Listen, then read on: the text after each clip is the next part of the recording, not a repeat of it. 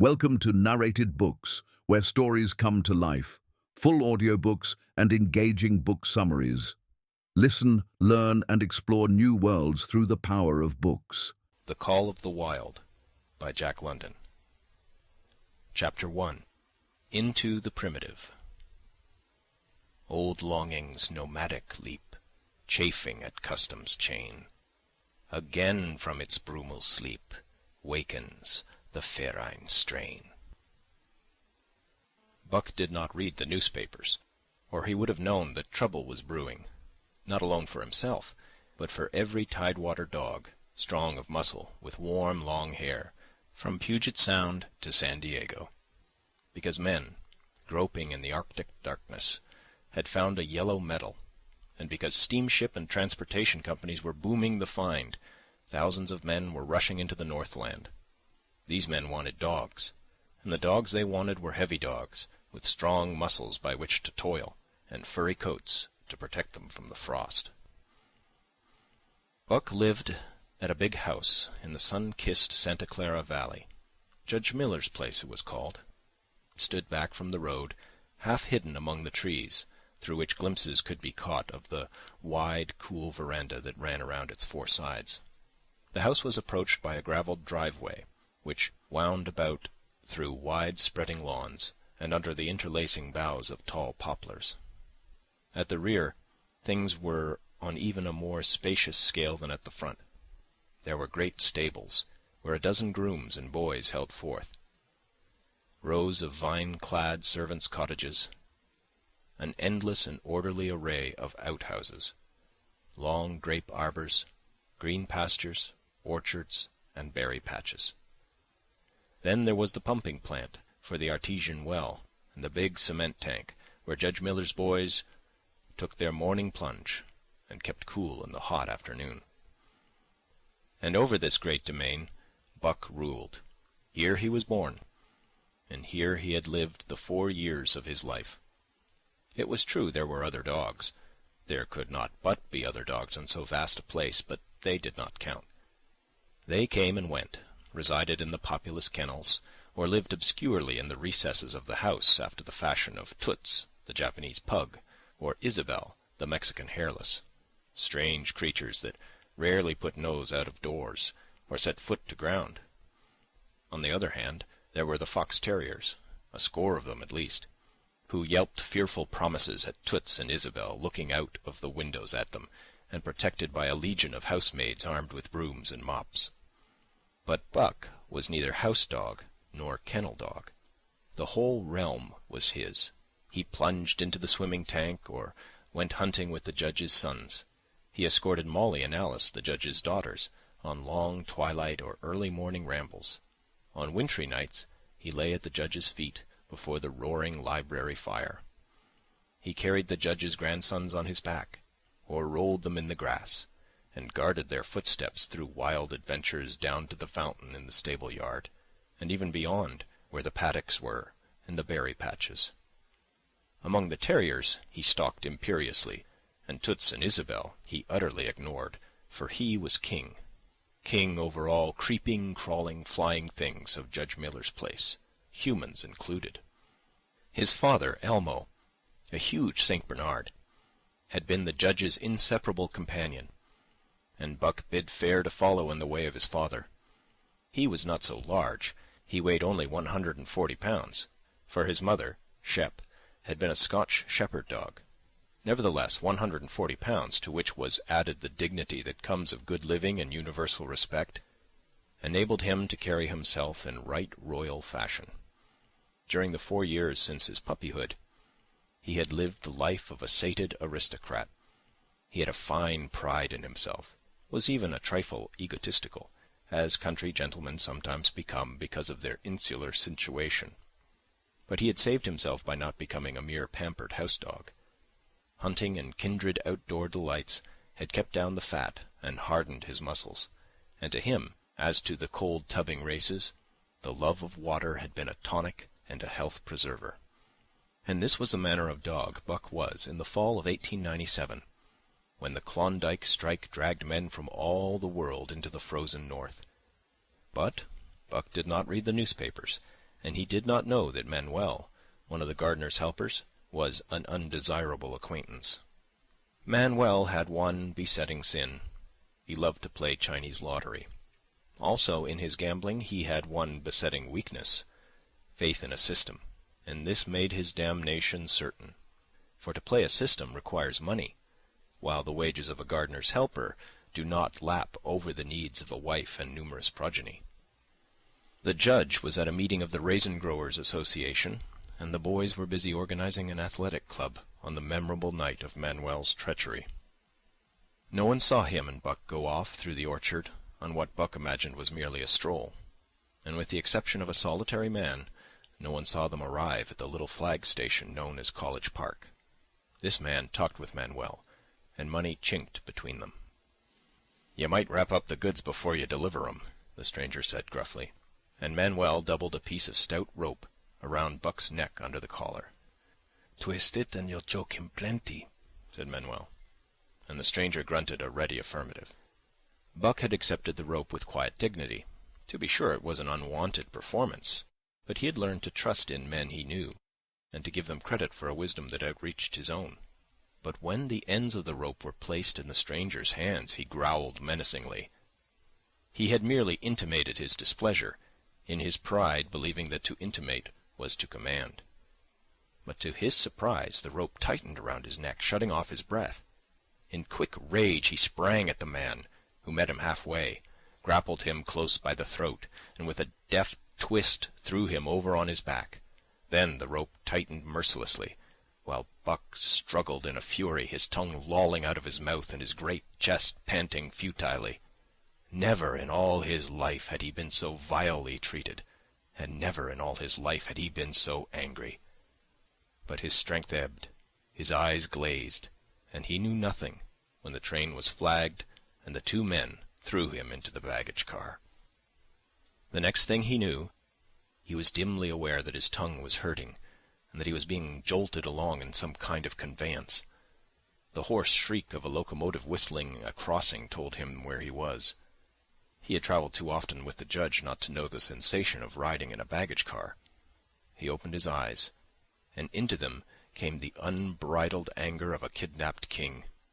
The man sprang for his throat, but Buck was too quick for him. His jaws closed on the hand, nor did they relax till his senses were choked out of him once more. "Yep, has fits," the man said, hiding his mangled hand from the baggage man, who had been attracted by the sounds of a struggle. "I'm taking 'em up for the boss to Frisco. A crack dog doctor there thinks he can cure 'em." Concerning that night's ride, the man spoke most eloquently for himself, in a little shed back of a saloon on the San Francisco waterfront. "All I get is 50 for it," he grumbled, "and I wouldn't do it over for 1,000 cold cash." His hand was wrapped in a bloody handkerchief, and the right trouser leg was ripped from knee to ankle. "How much did the other mug get?" the saloon keeper demanded. 100, was the reply. "Wouldn't take a sou less, so help me." "That makes 150, the saloon keeper calculated. "And he's worth it, or I'm a squarehead." The kidnapper undid the bloody wrappings and looked at his lacerated hand. "If I don't get the hydrophoby—" "It'll be because you was born to hang," laughed the saloon keeper. "Here, lend me a hand before you pull your freight," he added. Dazed, suffering intolerable pain from throat and tongue, with the life half throttled out of him, Buck attempted to face his tormentors. But he was thrown down and choked repeatedly, till they succeeded in filing the heavy brass collar from off his neck. Then the rope was removed, and he was flung into a cage-like crate. There he lay for the remainder of the weary night, nursing his wrath and wounded pride. He could not understand what it all meant. What did they want with him, these strange men? Why were they keeping him pent up in this narrow crate? He did not know why, but he felt oppressed by the vague sense of impending calamity. Several times during the night he sprang to his feet when the shed door rattled open, expecting to see the judge, or the boys at least.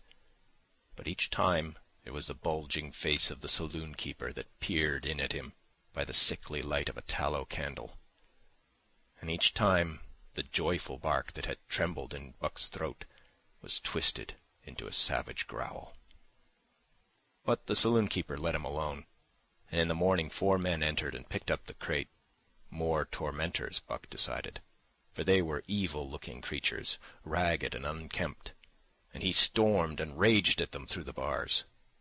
They only laughed and poked sticks at him, which he promptly assailed with his teeth, till he realized that was what they wanted, whereupon he lay down sullenly and allowed the crate to be lifted into a wagon. Then he and the crate in which he was imprisoned began a passage through many hands. Clerks in the express office took charge of him. He was carted about in another wagon. A truck carried him, with an assortment of boxes and parcels, upon a ferry steamer.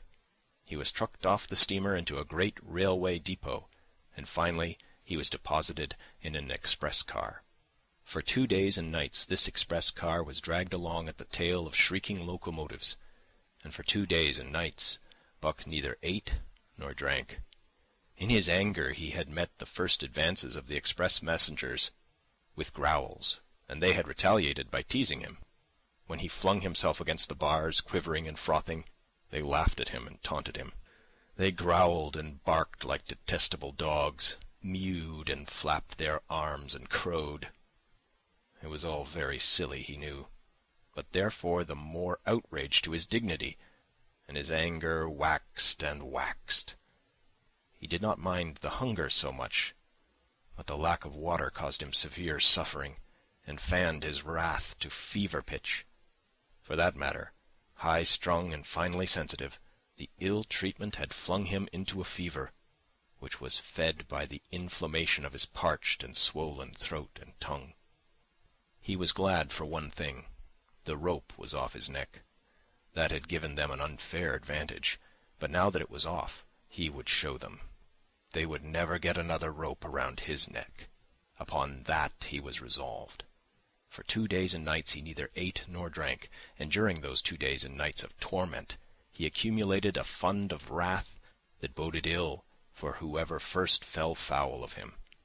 His eyes turned bloodshot, and he was metamorphosed into a raging fiend. So changed was he that the judge himself would not have recognized him, and the express messengers breathed with relief when they bundled him off the train at Seattle. 4 men gingerly carried the crate from the wagon into a small, high-walled backyard. A stout man, with a red sweater that sagged generously at the neck, came out and signed the book for the driver.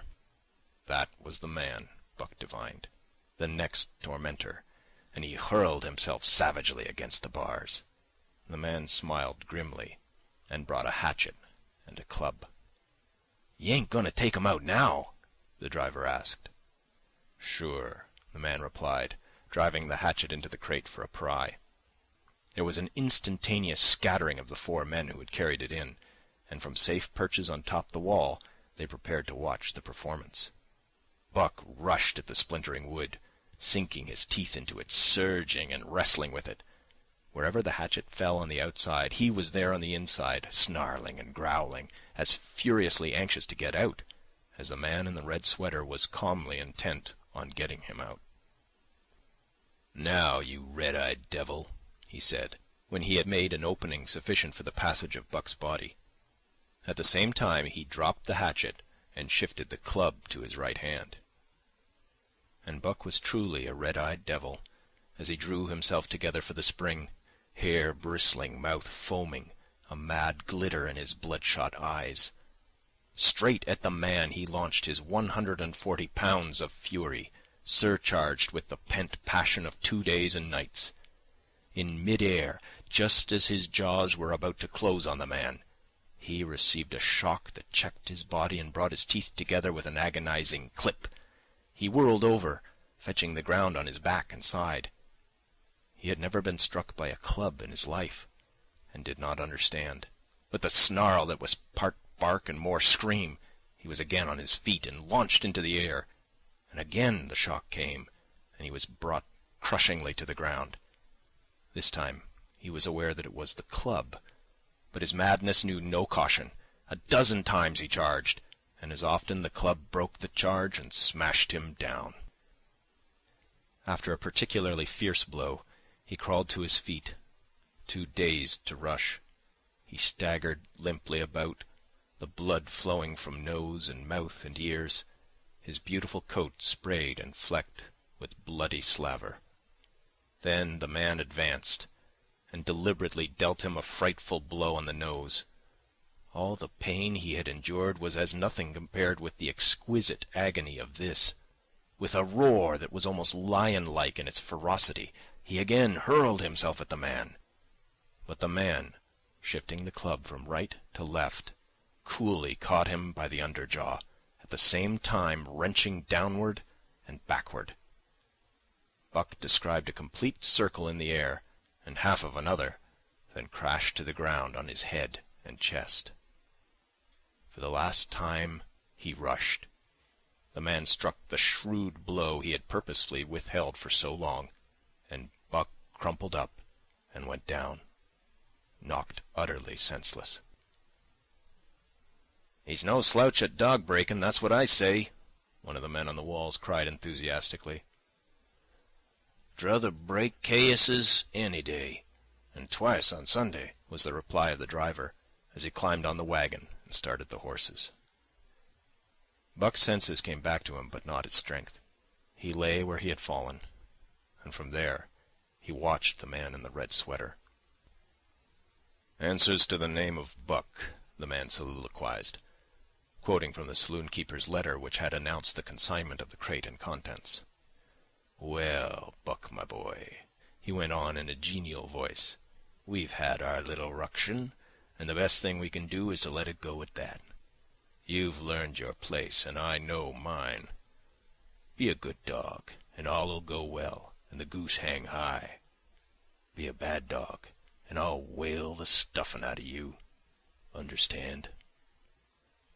As he spoke, he fearlessly patted the head he had so mercilessly pounded, and though Buck's hair involuntarily bristled at the touch of the hand, he endured it without protest. When the man brought him water, he drank eagerly, and later bolted a generous meal of raw meat, chunk by chunk, from the man's hand. He was beaten. He knew that, but he was not broken. He saw once for all that he stood no chance against a man with a club. He had learned the lesson, and in all his afterlife he never forgot it.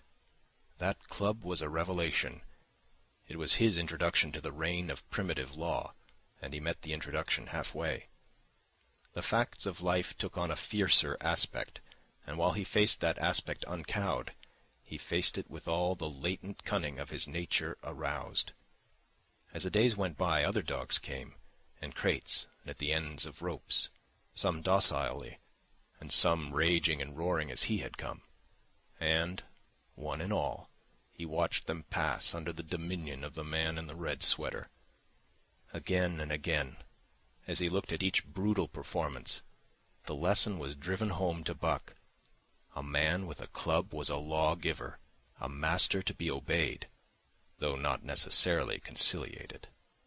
Of this last Buck was never guilty, though he did see beaten dogs that fawned upon the man, and wagged their tails and licked his hand. Also, he saw one dog that would neither conciliate nor obey, finally killed in the struggle for mastery. Now and again men came, strangers, who talked excitedly, wheedlingly, and in all kinds of fashions to the man in the red sweater. And at such times that money passed between them, the strangers took one or more of the dogs away with them.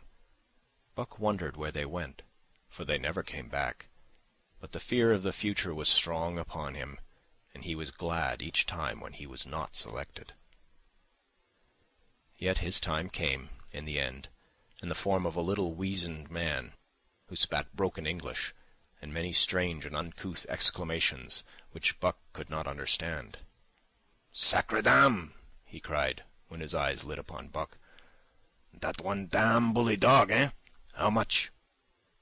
"300, and a present at that," was the prompt reply of the man in the red sweater. "And seem it's government money, you ain't got no kick comin', eh, Perrault?" Perrault grinned.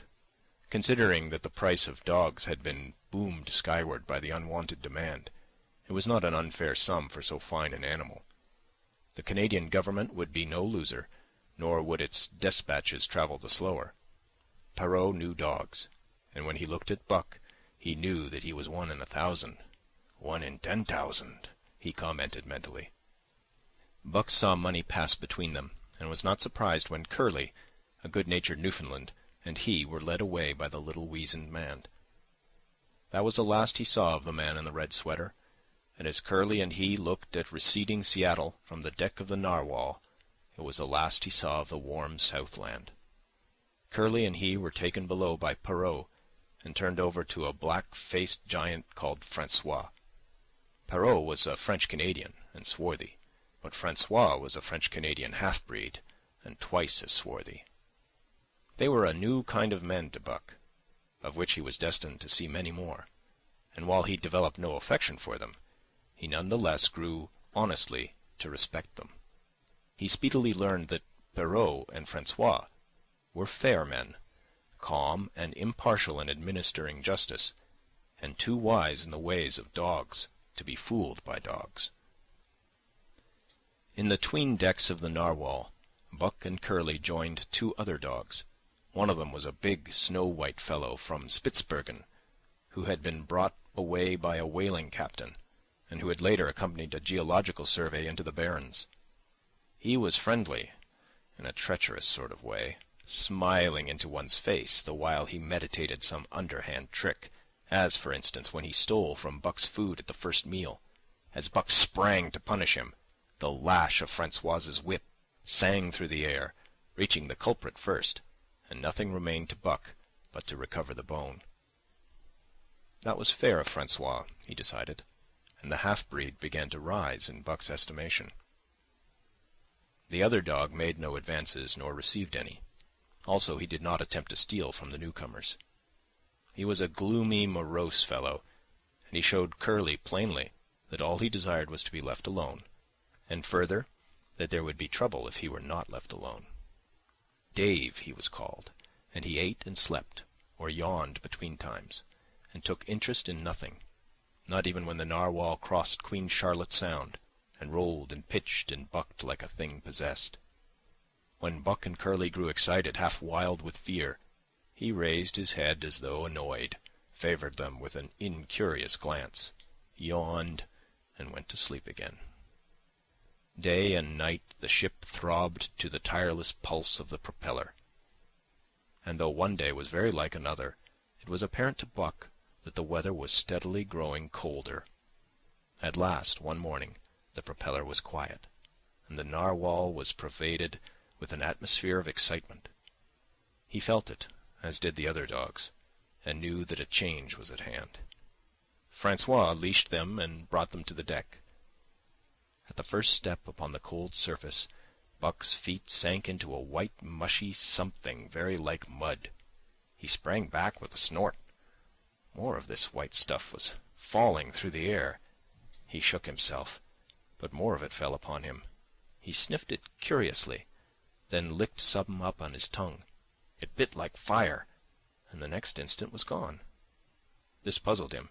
He tried it again, with the same result. The onlookers laughed uproariously, and he felt ashamed. He knew not why, for it was his first snow. End of Chapter 1. Chapter 2. The Law of Club and Fang. Buck's first day on the Dyea beach was like a nightmare.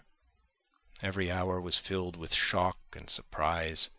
He had been suddenly jerked from the heart of civilization and flung into the heart of things primordial. No lazy, sun-kissed life was this, with nothing to do but loaf and be bored. Here was neither peace, nor rest, nor a moment's safety. All was confusion and action, and every moment life and limb were in peril. There was imperative need to be constantly alert, for these dogs and men were not town dogs and men. They were savages, all of them, who knew no law but the law of club and fang. He had never seen dogs fight as these wolfish creatures fought, and his first experience taught him an unforgettable lesson. It is true it was a vicarious experience, else he would not have lived to profit by it. Curly was the victim. They were camped near the log store where she, in her friendly way, made advances to a husky dog the size of a full-grown wolf, though not half so large as she. There was no warning, only a leap in like a flash, a metallic clip of teeth, a leap out equally swift, and Curly's face was ripped open from eye to jaw. It was the wolf manner of fighting, to strike and leap away. But there was more to it than this.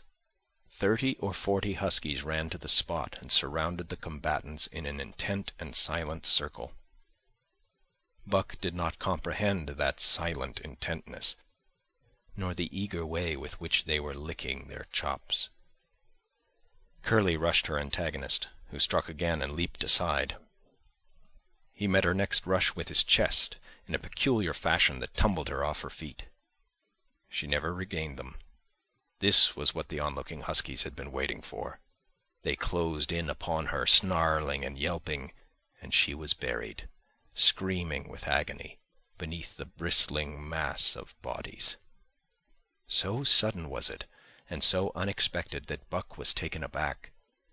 He saw Spitz run out his scarlet tongue in a way he had of laughing, and he saw Francois, swinging an axe, spring into the mess of dogs. 3 men with clubs were helping him to scatter them. It did not take long. 2 minutes from the time Curly went down, the last of her assailants were clubbed off. But she lay there, limp and lifeless, in the bloody, trampled snow, almost literally torn to pieces, the swart half-breed standing over her and cursing horribly. The scene often came back to Buck, to trouble him in his sleep. So that was the way. No fair play. Once down, that was the end of you. Well, he would see to it that he never went down. Spitz ran out his tongue and laughed again, and from that moment Buck hated him with a bitter and deathless hatred. Before he had recovered from the shock caused by the tragic passing of Curly, he received another shock. Francois fastened upon him an arrangement of straps and buckles. It was a harness, such as he had seen the grooms put on the horses at home. And as he had seen horses work, so he was set to work, hauling Francois on a sled to the forest that fringed the valley, and returning with a load of firewood. Though his dignity was sorely hurt by thus being made a draft animal, he was too wise to rebel. He buckled down with a will and did his best, though it was all new and strange. Francois was stern and demanding instant obedience, and by virtue of his whip, receiving instant obedience, while Dave, who was an experienced wheeler, nipped Buck's hindquarters whenever he was in error. Spitz was the leader, likewise experienced, and while he could not always get at Buck, he growled sharp reproof now and again, or cunningly threw his weight in the traces to jerk Buck into the way he should go. Buck learned easily, and under the combined tuition of his 2 mates and Francois, made remarkable progress. Ere they returned to camp, he knew enough to stop at "Ho!" and to go ahead at "Mush!", to swing wide on the bends, and to keep clear of the wheeler when the loaded sled shot downhill at their heels. "Très ver, good dogs," Francois told Perrault. "Dat Buck, him pull like hell. I teach him quick as anything." By afternoon, Perrault, who was in a hurry to be on the trail with his dispatches, returned with 2 more dogs, Billy and Joe, he called them, 2 brothers, and true huskies both. Sons of one mother though they were as different as day and night. Billy's one fault was his excessive good nature, while Joe was the very opposite, sour and introspective, with a perpetual snarl and a malignant eye. Buck received them in comradely fashion. Dave ignored them, while Spitz proceeded to thrash first one and then the other. Billy wagged his tail appeasingly, turned to run when he saw that appeasement was of no avail, and cried, still appeasingly, when Spitz's sharp teeth scored his flank.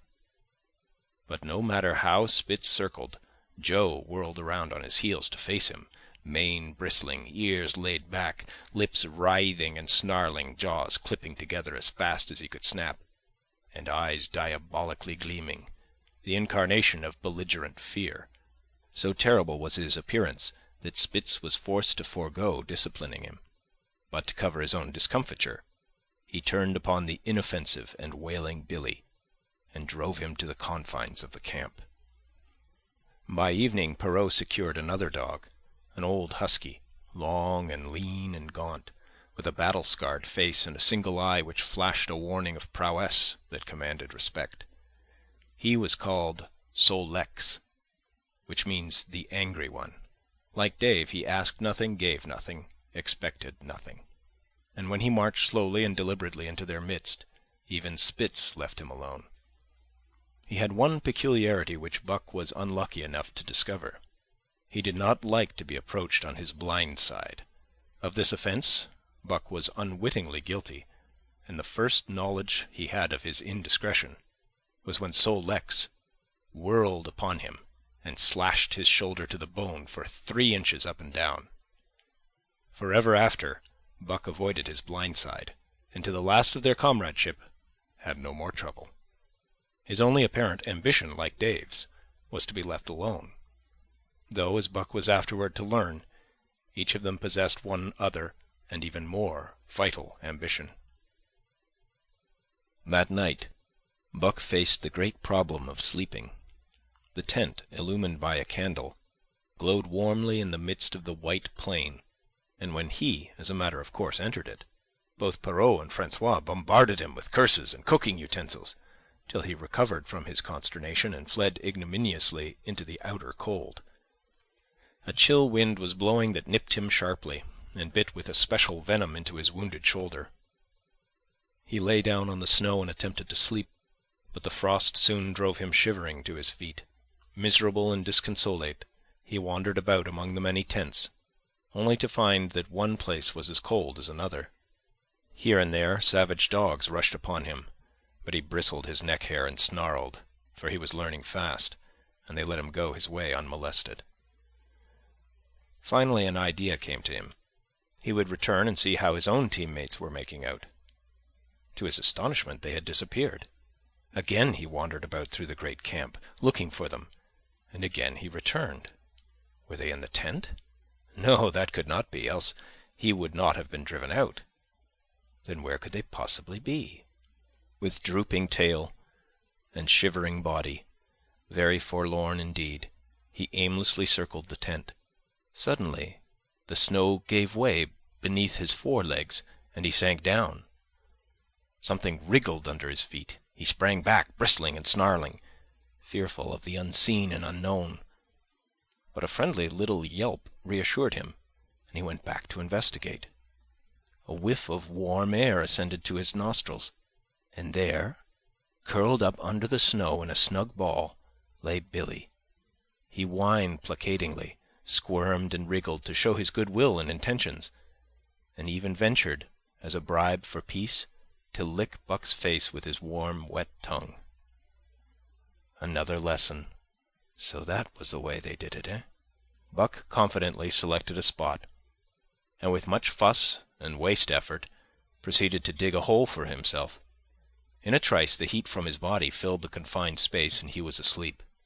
The day had been long and arduous, and he slept soundly and comfortably, though he growled and barked and wrestled with bad dreams. Nor did he open his eyes till roused by the noises of the waking camp. At first he did not know where he was. It had snowed during the night, and he was completely buried. The snow walls pressed him on every side, and a great surge of fear swept through him, the fear of the wild thing for the trap. It was a token that he was harking back through his own life to the lives of his forebears, for he was a civilized dog, an unduly civilized dog, and of his own experience knew no trap, and so could not of himself fear it.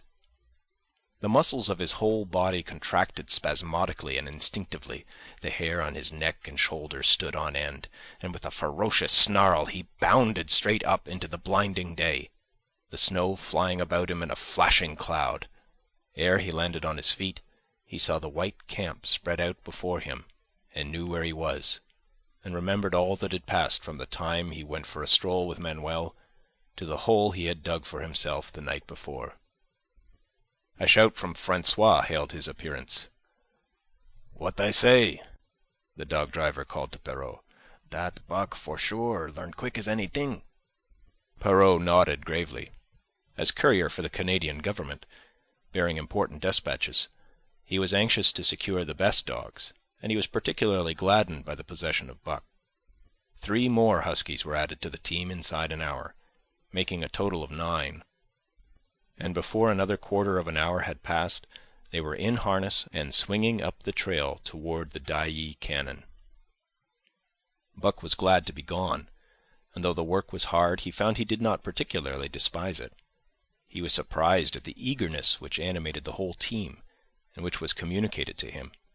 But still more surprising was the change wrought in Dave and Sol Leks.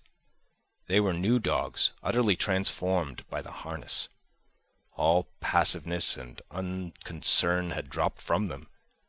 They were alert and active, anxious that the work should go well, and fiercely irritable with whatever, by delay or confusion, retarded that work.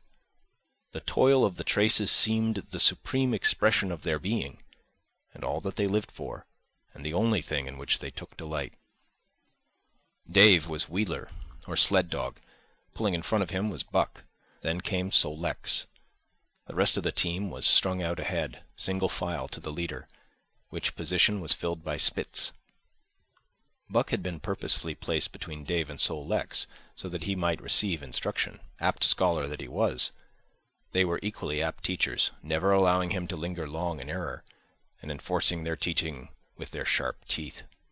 Dave was fair, and very wise. He never nipped Buck without cause, and he never failed to nip him when he stood in need of it. As Francois's whip backed him up, Buck found it to be cheaper to mend his ways than to retaliate. Once, during a brief halt, when he got tangled in the traces and delayed the start, both Dave and Sol Leks flew at him and administered a sound trouncing. The resulting tangle was even worse, but Buck took good care to keep the traces clear thereafter, and ere the day was done, so well had he mastered his work, his mates about ceased nagging him. Francois's whip snapped less frequently, and Perrault even honored Buck by lifting up his feet and carefully examining them.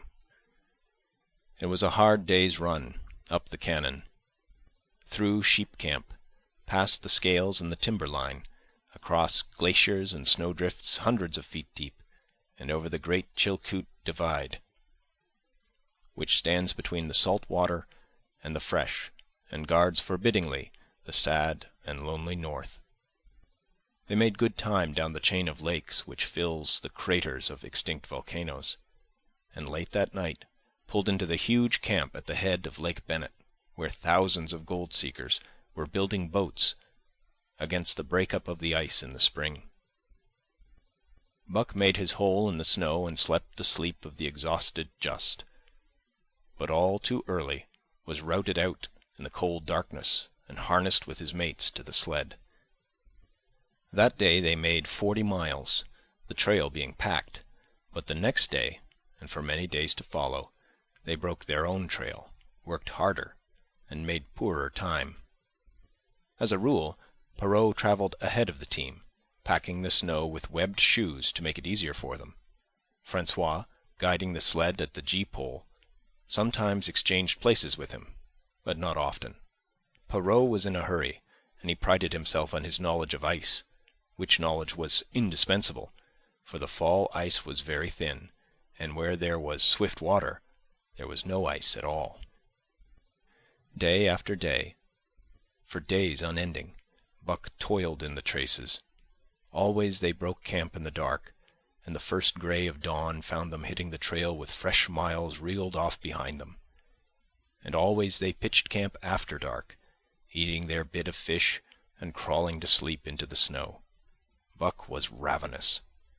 The pound and a half of sun-dried salmon, which was his ration for each day, seemed to go nowhere. He never had enough, and suffered from perpetual hunger pangs. Yet the other dogs, because they weighed less and were born to the life, received a pound only of the fish and managed to keep in good condition. He swiftly lost the fastidiousness which had characterized his old life. A dainty eater, he found that his mates, finishing first, robbed him of his unfinished ration. There was no defending it. While he was fighting off 2 or 3, it was disappearing down the throats of the others. To remedy this, he ate as fast as they, and so greatly did hunger compel him, he was not above taking what did not belong to him. He watched and learned. When he saw Pike, one of the new dogs, a clever malingerer and thief, slyly steal a slice of bacon when Perrault's back was turned, he duplicated the performance the following day, getting away with the whole chunk. A great uproar was raised, but he was unsuspected, while Dub, an awkward blunderer who was always getting caught, was punished for Buck's misdeed. This first theft marked Buck as fit to survive in the hostile Northland environment. It marked his adaptability, his capacity to adjust himself to changing conditions, the lack of which would have meant swift and terrible death. It marked further the decay, or going to pieces, of his moral nature, a vain thing and a handicap in the ruthless struggle for existence. It was all well enough in the Southland, under the law of love and fellowship, to respect private property and personal feelings, but in the Northland, under the law of club and fang, whoso took such things into account was a fool, and in so far as he observed them, he would fail to prosper. Not that Buck reasoned it out. He was fit, that was all, and unconsciously he accommodated himself to the new mode of life. All his days, no matter what the odds, he had never run from a fight. But the club of the man in the red sweater had beaten into him a more fundamental and primitive code. Civilized, he could have died for a moral consideration, say the defense of Judge Miller's riding whip. But the completeness of his de-civilization was now evidenced by his ability to flee from the defense of a moral consideration and so save his hide.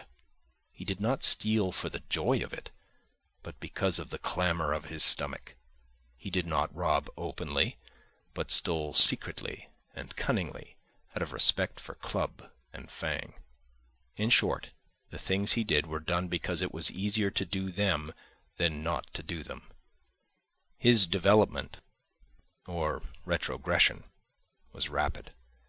His muscles became as hard as iron, and he grew callous to all ordinary pain. He achieved an internal as well as external economy.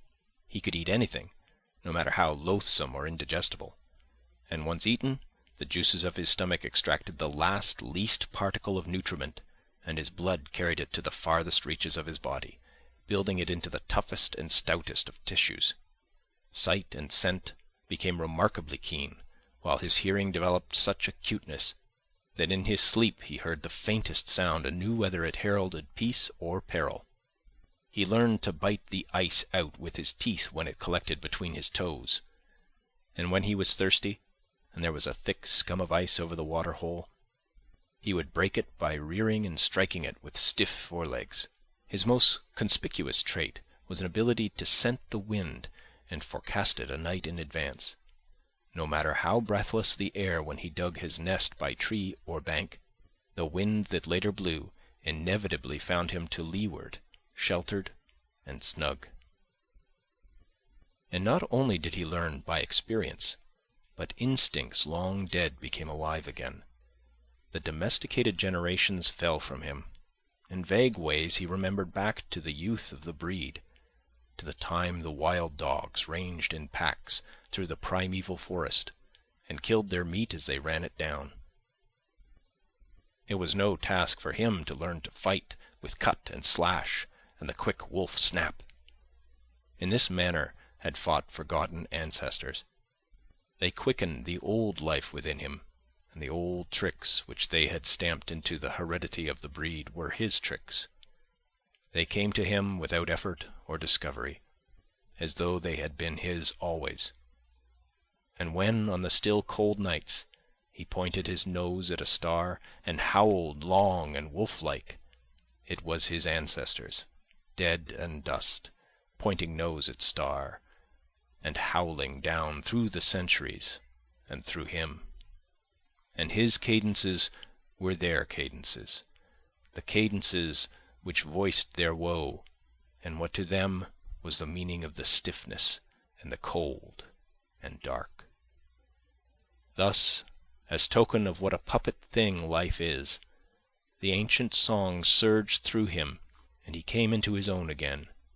And he came because men had found a yellow metal in the north, and because Manuel was a gardener's helper whose wages did not lap over the needs of his wife and divers small copies of himself. End of Chapter 2. Chapter 3. The Dominant Primordial Beast. The dominant primordial beast was strong in Buck, and under the fierce conditions of trail life it grew and grew. Yet it was a secret growth. His newborn cunning gave him poise and control. He was too busy adjusting himself to the new life to feel at ease, and not only did he not pick fights, he avoided them whenever possible. A certain deliberateness characterized his attitude. He was not prone to rashness and precipitate action, and in the bitter hatred between him and Spitz he betrayed no impatience, shunned all offensive acts. On the other hand, possibly because he divined in Buck a dangerous rival, Spitz never lost an opportunity of showing his teeth. He even went out of his way to bully Buck, striving constantly to start the fight which could end only in the death of one or the other.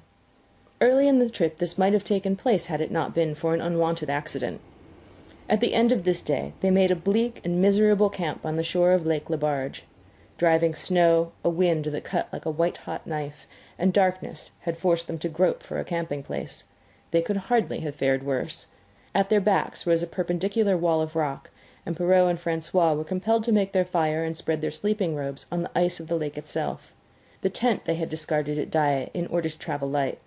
A few sticks of driftwood furnished them with a fire that thawed down through the ice, and left them to eat supper in the dark. Close in under the sheltering rock, Buck made his nest. So snug and warm was it that he was loath to leave it when Francois distributed the fish which he had first thawed over the fire. But when Buck finished his ration and returned, he found his nest occupied. A warning snarl told him that the trespasser was Spitz. Till now Buck had avoided trouble with his enemy, but this was too much. The beast in him roared. He sprang upon Spitz with a fury which surprised them both, and Spitz particularly, for his whole experience with Buck had gone to teach him that his rival was an unusually timid dog who managed to hold his own only because of his great weight and size. Francois was surprised, too, when they shot out in a tangle from the disrupted nest, and he divined the cause of the trouble. "Ah!" he cried to Buck. "Give it to him, by gad! Give it to him, the dirty thief!" Spitz was equally willing. He was crying with sheer rage and eagerness as he circled back and forth for a chance to spring in. Buck was no less eager and no less cautious, as he likewise circled back and forth for the advantage. But it was then that the unexpected happened, the thing which projected their struggle for supremacy far into the future, past many a weary mile of trail and toil. An oath from Perrault, the resounding impact of a club upon a bony frame, and a shrill yelp of pain, heralded the breaking forth of pandemonium. The camp was suddenly discovered to be alive with skulking furry forms, starving huskies, 4 or 5 score of them, who had scented the camp from some Indian village. They had crept in while Buck and Spitz were fighting, and when the 2 men sprang among them with stout clubs, they showed their teeth and fought back. They were crazed by the smell of the food. Perrault found one with head buried in the grub box. His club landed heavily on the gaunt ribs, and the grub box was capsized on the ground. On the instant a score of the famished brutes were scrambling for the bread and bacon. The clubs fell upon them unheeded. They yelped and howled under the rain of blows, but struggled none the less madly till the last crumb had been devoured. In the meantime, the astonished team dogs had burst out of their nests only to be set upon by the fierce invaders. Never had Buck seen such dogs. It seemed as though their bones would burst through their skins. They were mere skeletons, draped loosely in draggled hides, with blazing eyes and slavering fangs. But the hunger madness made them terrifying, irresistible. There was no opposing them. The team dogs were swept back against the cliff at the first onset. Buck was beset by 3 huskies, and in a trice his head and shoulders were ripped and slashed. The din was frightful. Billy was crying as usual. Dave and Sol-leks, dripping blood from a score of wounds, were fighting bravely side by side. Joe was snapping like a demon. Once his teeth closed on the foreleg of a husky, and he crunched down through the bone. Pike, the malingerer, leaped upon the crippled animal, breaking its neck with a quick flash of teeth and a jerk. Buck got a frothing adversary by the throat, and was sprayed with blood when his teeth sank through the jugular. The warm taste of it in his mouth goaded him to greater fierceness. He flung himself upon another, and at the same time felt teeth sink into his own throat. It was Spitz, treacherously attacking from the side. Perrault and Francois, having cleaned out their part of the camp, hurried to save their sled dogs. The wild wave of famished beasts rolled back before them, and Buck shook himself free. But it was only for a moment. The 2 men were compelled to run back to save the grub, upon which the huskies returned to the attack on the team. Billy, terrified into bravery, sprang through the savage circle and fled away over the ice. Pike and Dub followed on his heels, with the rest of the team behind. As Buck drew himself together to spring after them, out of the tail of his eye he saw Spitz rush upon him with the evident intention of overthrowing him. Once off his feet and under that mask of huskies, there was no hope for him, but he braced himself to the shock of Spitz's charge, then joined the flight out on the lake. Later, the 9 team dogs gathered together and sought shelter in the forest. Though unpursued, they were in a sorry plight. There was not one who was not wounded in 4 or 5 places, while some were wounded grievously. Dub was badly injured in a hind leg. Dolly, the last husky added to the team at Dyea, had a badly torn throat. Joe had lost an eye, while Billy the good-natured, with an ear chewed and rent to ribbons, cried and whimpered throughout the night. At daybreak they limped warily back to camp, to find the marauders gone and the 2 men in bad tempers. Fully half their grub supply was gone. The huskies had chewed through the sled lashings and the canvas coverings. In fact, nothing, no matter how remotely eatable, had escaped them. They had eaten a pair of Perrault's moose-hide moccasins, chunks out of the leather traces, and even 2 feet of lash from the end of Francois's whip. He broke from a mournful contemplation of it, to look over his wounded dogs. "Ah, my friends," he said softly, "maybe it make you mad dog, dose many bites. Maybe all mad dog. Sacre dame! What you think, eh, Perrault?" The courier shook his head dubiously. With 400 miles of trail still between him and Dawson, he could ill afford to have madness break out among his dogs. 2 hours of cursing and exertion got the harnesses into shape, and the wound-stiffened team was under way, struggling painfully over the hardest part of the trail they had yet encountered, and for that matter, the hardest between them and Dawson. The 30-mile river was wide open. Its wild water defied the frost, and it was in the eddies only and in the quiet places that the ice held at all. 6 days of exhausting toil were required to cover those 30 terrible miles. And terrible they were, for every foot of them was accomplished at the risk of life to dog and man. A dozen times Perrault, nosing the way, broke through the ice bridges, being saved by the long pole he carried, which he so held that it fell each time across the hole made by his body. But a cold snap was on, the thermometer registering 50 below zero, and each time he broke through, he was compelled for very life to build a fire and dry his garments. Nothing daunted him, and it was because nothing daunted him that he had been chosen for government courier. He took all manner of risks, resolutely thrusting his little weazened face into the frost, and struggling on from dim dawn to dark. He skirted the frowning shores on rim ice that bent and crackled underfoot, and upon which they dared not halt. Once the sled broke through with Dave and Buck, and they were half frozen and all but drowned by the time they were dragged out. The usual fire was necessary to save them. They were coated solidly with ice, and the 2 men kept them on the run around the fire, sweating and thawing so close that they were singed by the flames.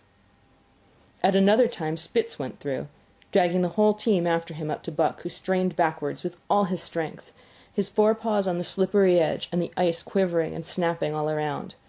But behind him was Dave, likewise straining backwards, and behind the sled was Francois, pulling till his tendons cracked. Again the rim ice broke away before and behind, and there was no escape except up the cliff.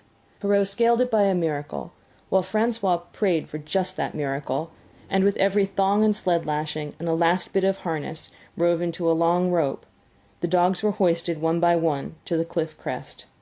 Francois came up last, after the sled and load. Then came the search for a place to descend, which descent was ultimately made by the aid of a rope, and night found them back on the river, with 1/4 of a mile to the day's credit. By the time they made Hootalinqua and good ice, Buck was played out. The rest of the dogs were in like condition, but Perrault, to make up lost time, pushed them late and early. The first day they covered 35 miles to the Big Salmon. The next day 35 more to the Little Salmon.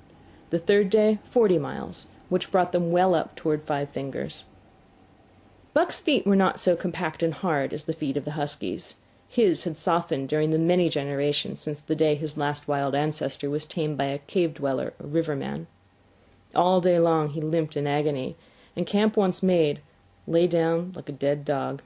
Hungry as he was, he would not move to receive his ration of fish, which Francois had to bring him. Also, the dog-driver rubbed Buck's feet for half an hour each night after supper, and sacrificed the tops of his own moccasins to make 4 moccasins for Buck. This was a great relief, and Buck caused even the weazened face of Perrault to twist itself into a grin one morning, when Francois forgot the moccasins, and Buck lay on his back, his 4 feet waving appealingly in the air, and refused to budge without them. Later his feet grew hard to the trail, and the worn-out footgear was thrown away. At the Pelly one morning, as they were harnessing up, Dolly, who'd never been conspicuous for anything, went suddenly mad. She announced her condition by a long, heart-breaking wolf howl that sent every dog bristling with fear, then sprang straight for Buck. He had never seen a dog go mad, nor did he have any reason to fear madness, yet he knew that here was horror, and he fled away from it in a panic. Straight away he raced, with Dolly panting and frothing 1 leap behind. Nor could she gain on him, so great was his terror, nor could he leave her, so great was her madness. He plunged through the wooded breast of the island, flew down to the lower end, crossed a back channel filled with rough ice to another island, gained a 3rd island, curved back to the main river, and in desperation started to cross it. And all the time, though he did not look, he could hear her snarling just 1 leap behind. Francois called to him 1/4 of a mile away, and he doubled back, still 1 leap ahead, gasping painfully for air and putting all his faith in that Francois would save him.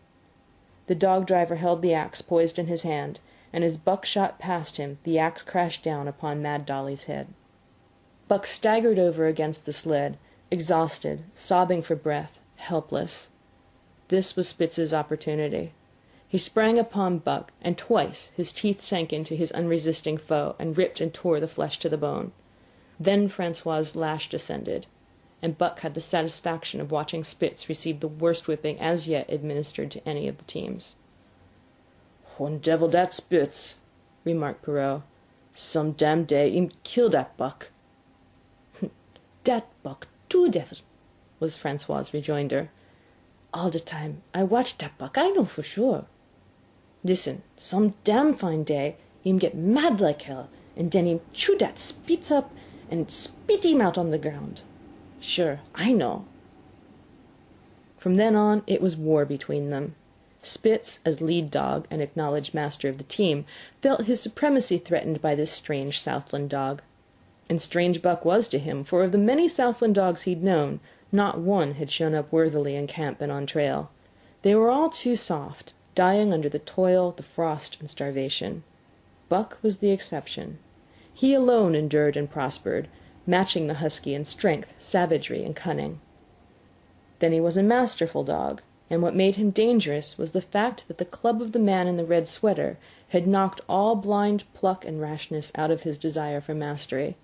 He was preeminently cunning, and could bide his time with a patience that was nothing less than primitive.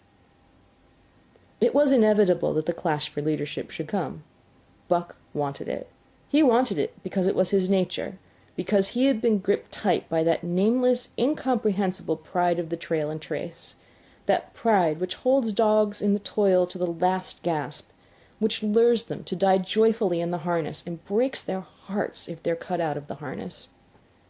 This was the pride of Dave as wheel dog, of Sol-leks as he pulled with all his strength, the pride that laid hold of them at break of camp, transforming them from sour and sullen brutes into straining, eager, ambitious creatures, the pride that spurred them on all day, and dropped them at pitch of camp at night, letting them fall back into gloomy unrest and uncontent.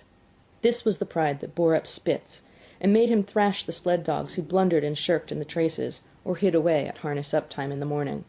Likewise it was this pride that made him fear Buck as a possible lead dog. And this was Buck's pride, too. He openly threatened the other's leadership. He came between him and the shirks he should have punished, and he did it deliberately. One night there was a heavy snowfall, and in the morning Pike the malingerer did not appear. He was securely hidden in his nest under a foot of snow. Francois called him and sought him in vain. Spitz was wild with wrath. He raged through the camp, smelling and digging in every likely place, snarling so frightfully that Pike heard and shivered in his hiding-place. But when he was at last unearthed, and Spitz flew at him to punish him, Buck flew with equal rage in between. So unexpected was it, and so shrewdly managed, that Spitz was hurled backwards and off his feet. Pike, who had been trembling abjectly, took heart at this open mutiny, and sprang upon his overthrown leader. Buck, to whom fair play was a forgotten code, likewise sprang upon Spitz. But Francois, chuckling at the incident, while unswerving in the administration of justice, brought his lash down upon Buck with all his might. This failed to drive Buck from his prostrate rival, and the butt of the whip was brought into play. Half stunned by the blow, Buck was knocked backwards, and the lash laid upon him again and again, while Spitz soundly punished the many times offending Pike. In the days that followed, as Dawson grew closer and closer, Buck still continued to interfere between Spitz and the culprits, but he did it craftily when Francois was not around. With the covert mutiny of Buck, a general insubordination sprang up and increased. Dave and Sol-leks were unaffected, but the rest of the team went from bad to worse. Things no longer went right. There was continual bickering and jangling. Trouble was always afoot, and at the bottom of it was Buck. He kept Francois busy, for the dog-driver was in constant apprehension of the life-and-death struggle between the two, which he knew must take place sooner or later, and on more than one night the sounds of quarrelling and strife among the other dogs turned him out of his sleeping robe, fearful that Buck and Spitz were at it. But the opportunity did not present itself, and they pulled into Dawson one dreary afternoon with the great fight still to come. Here were many men and countless dogs, and Buck found them all at work. It seemed the ordained order of things that dogs should work. All day they swung up and down the main street in long teams, and in the night their jingling bells still went by. They hauled cabin logs and firewood, freighted up to the mines, and did all manner of work that horses did in the Santa Clara Valley. Here and there Buck met Southland dogs, but in the main they were the wild wolf husky breed. Every night regularly at 9, at 12, at 3, they lifted a nocturnal song, a weird and eerie chant, in which it was Buck's delight to join. With the aurora borealis flaming coldly overhead, or the stars leaping in the frost dance, and the land numb and frozen under its pall of snow, this song of the huskies might have been the defiance of life, only it was pitched in a minor key, with long-drawn wailings and half-sobs, and it was more the pleading of life, the articulate travail of existence. It was an old song, old as the breed itself, one of the first songs of the younger world, in a day when songs were sad. It was invested with the woe of unnumbered generations, this plaint by which Buck was so strangely stirred. When he moaned and sobbed, it was with the pain of living that was of old the pain of his wild fathers, and the fear and mystery of the cold and dark that was to them fear and mystery, and that he should be stirred by it marked the completeness with which he harked back through the ages of fire and roof to the raw beginnings of life in the howling ages. 7 days from the time they pulled into Dawson, they dropped down the steep bank by the barracks to the Yukon Trail and pulled for Dyea and salt water. Perra was carrying dispatches, if anything, more urgent than those he brought in. Also, the travel pride had gripped him, and he proposed to make the record trip of the year. Several things favoured him in this.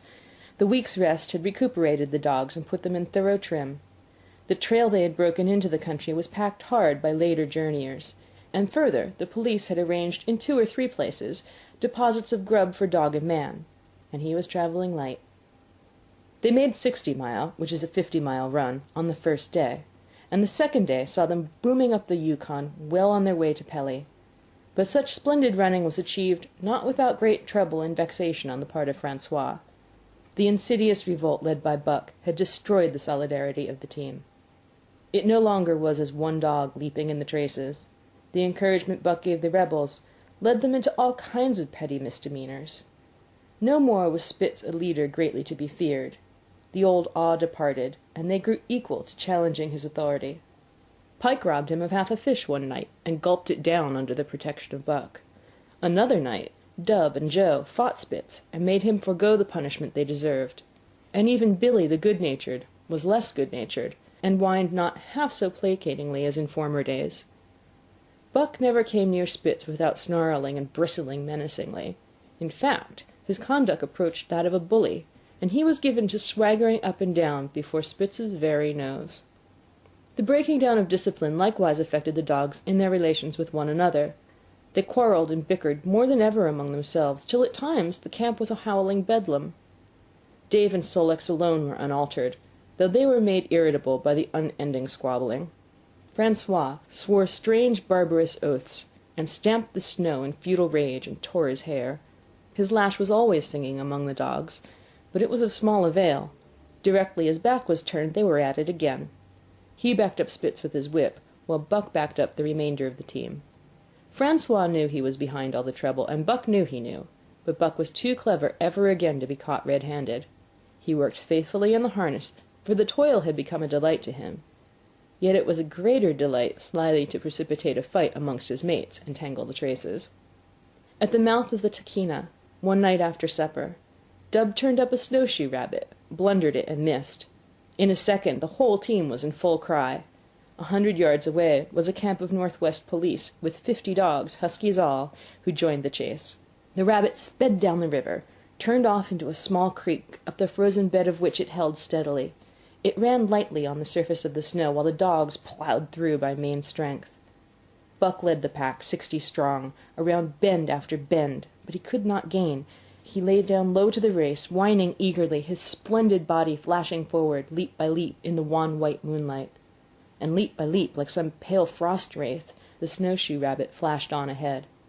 All that stirring of old instincts, which at stated periods drives men out from the sounding cities to forest and plain to kill things by chemically propelled leaden pellets, the bloodlust, the joy to kill, all this was Buck's, only it was infinitely more intimate. He was ranging at the head of the pack, running the wild thing down, the living meat, to kill with his own teeth and wash his muzzle to the eyes in warm blood. There is an ecstasy that marks the summit of life, and beyond which life cannot rise. And such is the paradox of living. This ecstasy comes when one is most alive, and it comes as a complete forgetfulness that one is alive. This ecstasy, this forgetfulness of living, comes to the artist, caught up and out of himself in a sheet of flame. It comes to the soldier, war-mad on a stricken field and refusing quarter. And it came to Buck, leading the pack, sounding the old wolf cry, straining after the food that was alive, and that fled swiftly before him through the moonlight. He was sounding the deeps of his nature, and the parts of his nature that were deeper than he, going back to the womb of time. He was mastered by the sheer surging of life, the tidal wave of being, the perfect joy of each separate muscle, joint, and sinew, and that it was everything that was not death, that it was aglow and rampant, expressing itself in movement, flying exultantly under the stars and over the face of dead matter that did not move. But Spitz, cold and calculating even in his supreme moods, left the pack and cut across a narrow neck of land where the creek made a long bend around. Buck did not know of this, and as he rounded the bend, the frost wraith of the rabbit still flitting before him, he saw another and larger frost wraith leap from the overhanging bank into the immediate path of the rabbit. It was Spitz. The rabbit could not turn, and as the white teeth broke its back in mid-air, it shrieked as loudly as a stricken man may shriek. At the sound of this, the cry of life plunging down from life's apex in the grip of death, the fall pack at Buck's heels raised a hell's chorus of delight. Buck did not cry out. He did not check himself, but drove in upon Spitz, shoulder to shoulder, so hard that he missed the throat. They rolled over and over in the powdery snow. Spitz gained his feet almost as though he had not been overthrown, slashing Buck down the shoulder and leaping clear. Twice his teeth clipped together like the steel jaws of a trap as he backed away for better footing, with lean and lifting lips that writhed and snarled. In a flash, Buck knew it. The time had come. It was to the death. As they circled about, snarling, ears laid back, keenly watchful for the advantage, the scene came to Buck with a sense of familiarity. He seemed to remember it all, the white woods and the earth and moonlight and the thrill of battle. Over the whiteness and silence brooded a ghostly calm. There was not the faintest whisper of air. Nothing moved. Not a leaf quivered. The visible breaths of the dogs, rising slowly and lingering in the frosty air. They had made short work of the snowshoe rabbit, those dogs that were ill-tamed wolves, and they were now drawn up in an expectant circle. They too were silent, their eyes only gleaming, and their breaths drifting slowly upward. To Buck it was nothing new or strange, this scene of old time. It was as though it had always been, the wonted way of things. Spitz was a practised fighter. From Spitzenberg through the Arctic and across Canada and the Barrens, he had held his own with all manner of dogs and achieved to mastery over them. Bitter rage was his, but never blind rage. In passion to rend and destroy, he never forgot that his enemy was in like passion to rend and destroy. He never rushed until he was prepared to receive a rush. He never attacked till he had first defended that attack. In vain Buck strove to sink his teeth in the neck of the big white dog. Wherever his fangs struck for the softer flesh, they were countered by the fangs of Spitz. Fang clashed fang, and lips were cut and bleeding, but Buck could not penetrate his enemy's guard. Then he warmed up, and enveloped Spitz in a whirlwind of rushes.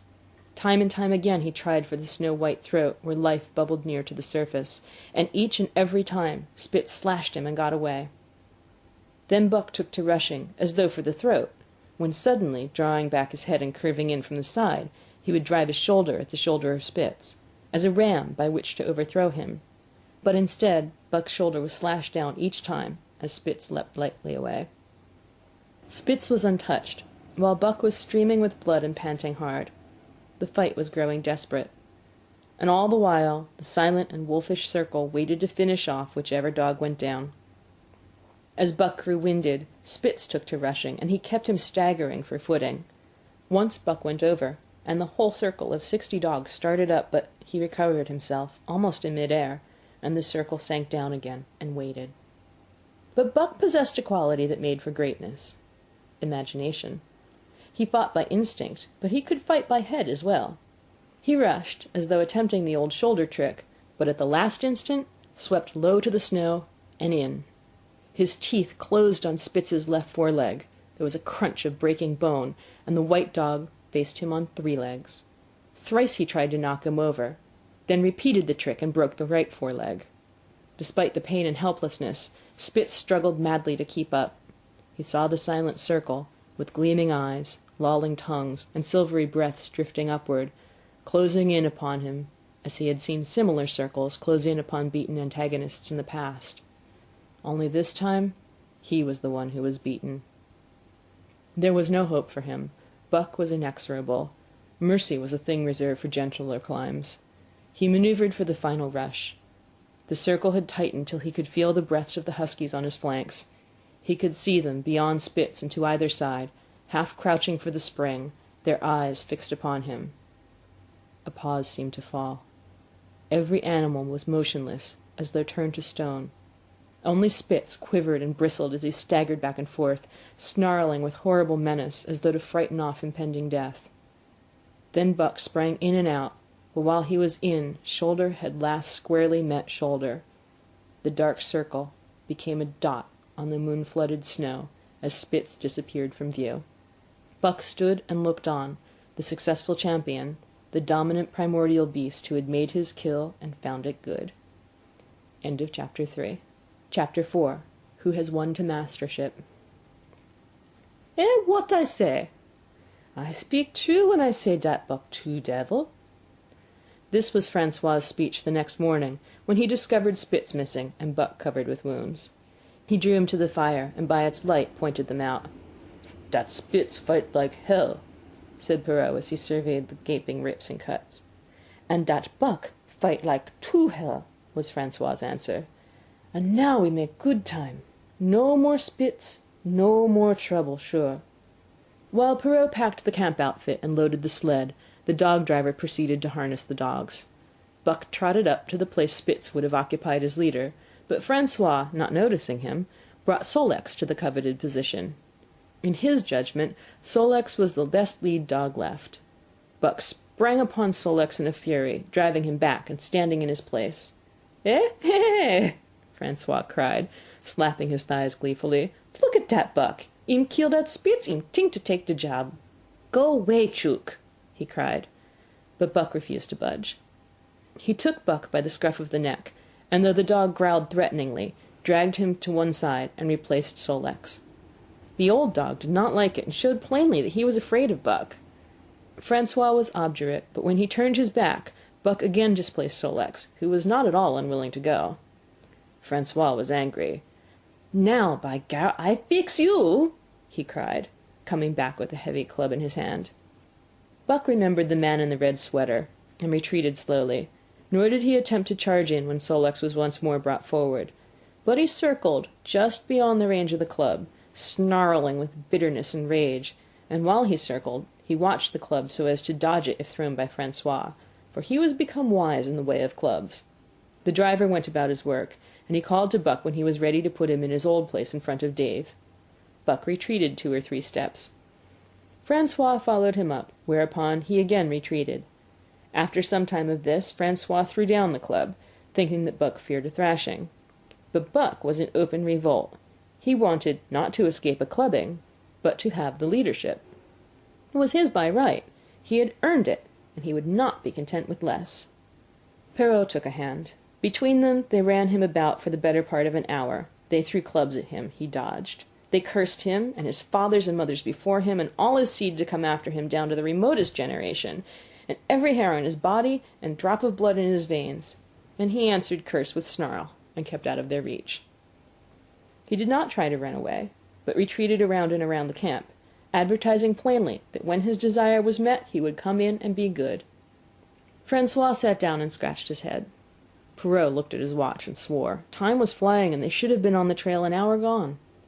Francois scratched his head again. He shook it, and grinned sheepishly at the courier, who shrugged his shoulders, in sign that they were beaten. Then Francois went up to where Sol-leks stood and called to Buck. Buck laughed as dogs laugh, yet kept his distance. Francois unfastened Sol-leks' traces and put him back in his old place. The team stood harnessed to the sled in an unbroken line, ready for the trail. There was no place for Buck save at the front. Once more Francois called, and once more Buck laughed and kept away. "Throw down the club," Perrault commanded. Francois complied, whereupon Buck trotted in, laughing triumphantly, and swung into position at the head of the team. His traces were fastened, the sled broken out, and with both men running, they dashed out onto the river trail. Highly as the dog driver had forevalued Buck with his 2 devils, he found, while the day was yet young, that he had undervalued. At a bound, Buck took up the duties of leadership, and where judgment was required, and quick thinking and quick acting, he showed himself the superior even of Spitz, of whom Francois had never seen an equal. But it was in giving the law and making his mates live up to it that Buck excelled.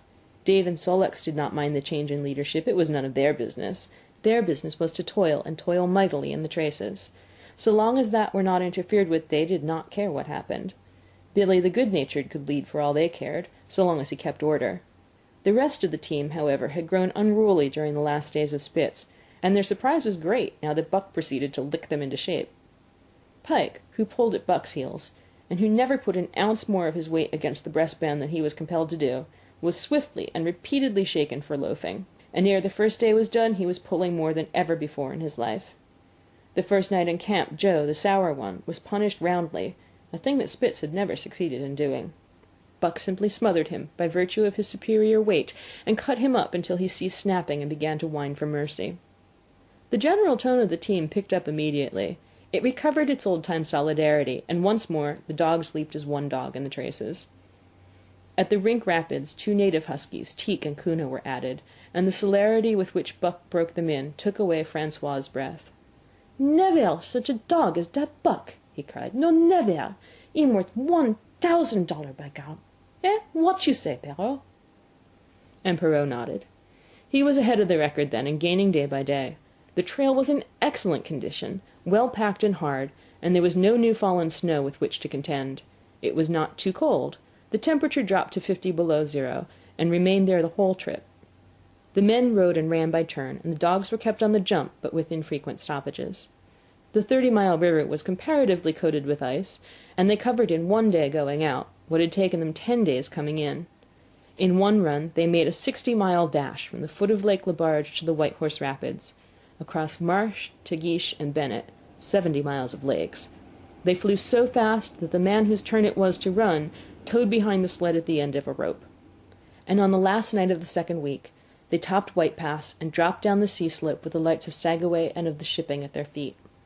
It was a record run. Each day for 14 days they had averaged 40 miles. For 3 days Perrault and Francois threw chests up and down the main street of Sagaway and were deluged with invitations to drink, while the team was the constant center of a worshipful crowd of dog-busters and mushers. Then 3 or 4 Western bad men aspired to clean out the town, and were riddled like pepper boxes for their pains, and the public interest turned to other idols. Next came official orders. Francois called Buck to him, threw his arms around him, and wept over him. And that was the last of Francois and Perrault. Like other men, they passed out of Buck's life for good. A Scotch half-breed took charge of him and his mates, and in company with a dozen other dog teams, he started back over the weary trail to Dawson. There was no light running now, nor record time, but heavy toil each day, with a heavy load behind, for this was the mail train, carrying word from the world to the men who sought gold under the shadow of the pole. Buck did not like it, but he bore up well to the work, taking pride in it after the manner of Dave and Sol-leks, and seeing that his mates, whether they prided in it or not, did their fair share. It was a monotonous life, operating with machine-like regularity. One day was very like another. At a certain time each morning the cooks turned out, fires were built, and breakfast was eaten. Then, while some broke camp, others harnessed the dogs, and they were under way an hour or so before the darkness spell which gave warning of dawn. At night camp was made. Some pitched the flies, others cut firewood and pine boughs for the beds, and still others carried water or ice for the cooks. Also the dogs were fed. To them this was the one feature of the day, though it was good to loaf around after the fish was eaten for an hour or so with the other dogs, of which there were 50 and odd. There were fierce fighters among them, but 3 battles with the fiercest brought Buck to mastery, so that when he bristled and showed his teeth, they got out of the way. Best of all, perhaps, he loved to lie near the fire, hind legs crouched under him, 4 legs stretched out in front, head raised and eyes blinking dreamily at the flames. Sometimes he thought of Judge Miller's big house in the sun-kissed Santa Clara Valley, and of the cement swimming tank, and Isabel the Mexican hairless, and Toots the Japanese pug. But oftener he remembered the man in the red sweater, the death of Curly, the great fight with Spitz, and the good things he had eaten or would like to eat. He was not homesick. The Sunland was very dim and distant, and such memories had no power over him.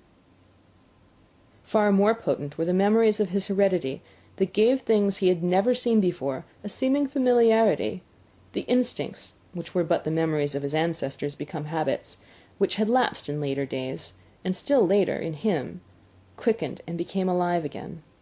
Sometimes as he crouched there, blinking dreamily at the flames, it seemed that the flames were of another fire, and that as he crouched by this other fire, he saw another and different man from the half-breed cooked before him. This other man was shorter of leg and longer of arm, with muscles that were stringy and knotty rather than rounded and swelling. The hair of this man was long and matted, and his head slanted back under it from the eyes. He uttered strange sounds, and seemed very much afraid of the darkness, into which he peered continually, clutching in his hand, which hung midway between knee and foot, a stick with a heavy stone made fast to the end. He was all but naked, a ragged and fire-scorched skin hanging part way down his back, but on his body there was much hair. In some places, across the chest and shoulders, and down the outside of the arms and thighs, it was matted into almost a thick fur. He did not stand erect, but with trunk inclined forward from the hips, on legs that bent at the knees. About his body there was a peculiar springiness or resiliency, almost cat-like, and a quick alertness, as of one who lived in perpetual fear of things seen and unseen. At other times this hairy man squatted by the fire with head between his legs and slept. On such occasions his elbows were on his knees, his hands clasped above his head as though to shed rain by the hairy arms. And beyond that fire, in the circling darkness, Buck could see many gleaming coals, 2 by 2, always 2 by 2, which he knew to be the eyes of great beasts of prey. He could hear the crashing of their bodies through the undergrowth and the noises that they made in the night. And dreaming there by the Yukon bank, with lazy eyes blinking by the fire, these sights and sounds of another world would make the hair to rise along his back and stand on end across his shoulders and up his neck, till he whimpered low and suppressedly or growled softly, and the half-breed cook shouted at him, "Hey, you Buck, wake up!" Whereupon the other world would vanish, and the real world come into his eyes, and he would get up and yawn and stretch as though he'd been asleep. It was a hard trip with the mail behind them, and the heavy work wore them down. They were short of weight and in poor condition when they made Dawson, and should have had 10 days or a week's rest at least. But in 2 days' time they dropped down the Yukon bank from the barracks, loaded with letters for the outside. The dogs were tired, the drivers grumbling, and to make matters worse it snowed every day. This meant a soft trail, greater friction on the runners, and heavier pulling for the dogs, yet the drivers were fair through it all, and did their best for the animals. Each night the dogs were attended to first. They ate before the drivers ate, and no man sought his sleeping robe till he had seen to the feet of the dogs he drove. Still their strength went down. Since the beginning of the winter they had travelled 1,800 miles, dragging sleds the whole weary distance, and 1,800 miles will tell upon life of the toughest. Buck stood it, keeping his mates up to their work and maintaining discipline, though he, too, was very tired. Billy cried and whimpered regularly in his sleep each night. Joe was sourer than ever, and Sol-leks was unapproachable, blind side or other side. But it was Dave who suffered most of all. Something had gone wrong with him. He became morose and irritable, and when camp was pitched at once made his nest where his driver fed him. Once out of the harness and down, he did not get on his feet again till harness-up time in the morning. Sometimes in the traces, when jerked by a sudden stoppage of the sled or straining to start, he would cry out with pain. The driver examined him but could find nothing. All the drivers became interested in his case. They talked it over at meal-time and over their last pipes before going to bed, and one night they held a consultation. He was brought from his nest to the fire, and was pressed and prodded till he cried out many times. Something was wrong inside, but they could locate no broken bones, and could not make it out. By the time Cassiar Bar was reached, he was so weak that he was falling repeatedly in the traces. The Scotch half-breed called a halt, and took him out of the team, making the next dog, Sol-leks, fast to the sled. His intention was to rest Dave, letting him run free behind the sled. Sick as he was, Dave resented being taken out, grunting and growling while the traces were unfastened, and whimpering broken-heartedly when he saw Sol-leks in the position he had held and served so long. For the pride of trace and trail was his, and sick unto death, he could not bear that another dog should do his work. When the sled started, he floundered in the soft snow alongside the beaten trail, attacking Sol-leks with his teeth, rushing against him and trying to thrust him off into the soft snow on the other side, striving to leap inside his traces and get between him and the sled, and all the while whining and yelping and crying with grief and pain. The half-breed tried to drive him away with the whip, but he paid no heed to the stinging lash, and the man had not the heart to strike harder. Dave refused to run quietly on the trail behind the sled, where the going was easy, but continued to flounder alongside in the soft snow, where the going was most difficult, till exhausted. Then he fell, and lay where he fell, howling lugubriously as the long train of sleds churned by. With the last remnant of his strength, he managed to stagger along behind till the train made another stop, when he floundered past the sleds to his own, where he stood alongside Sol-leks. His driver lingered a moment to get a light for his pipe from the man behind. Then he returned and started his dogs. They swung out on the trail with remarkable lack of exertion, turned their heads uneasily, and stopped in surprise. The driver was surprised, too. The sled had not moved. He called his comrades to witness the sight. Dave had bitten through both of Solek's traces, and was standing directly in front of the sled, in his proper place. He pleaded with his eyes to remain there. The driver was perplexed. His comrades talked of how a dog could break its heart through being denied the work that killed it, and recalled instances they had known where dogs, too old for the toil or injured, had died because they were cut out of the traces. Also, they held it a mercy, since Dave was to die anyway, that he should die in the traces, heart easy and content.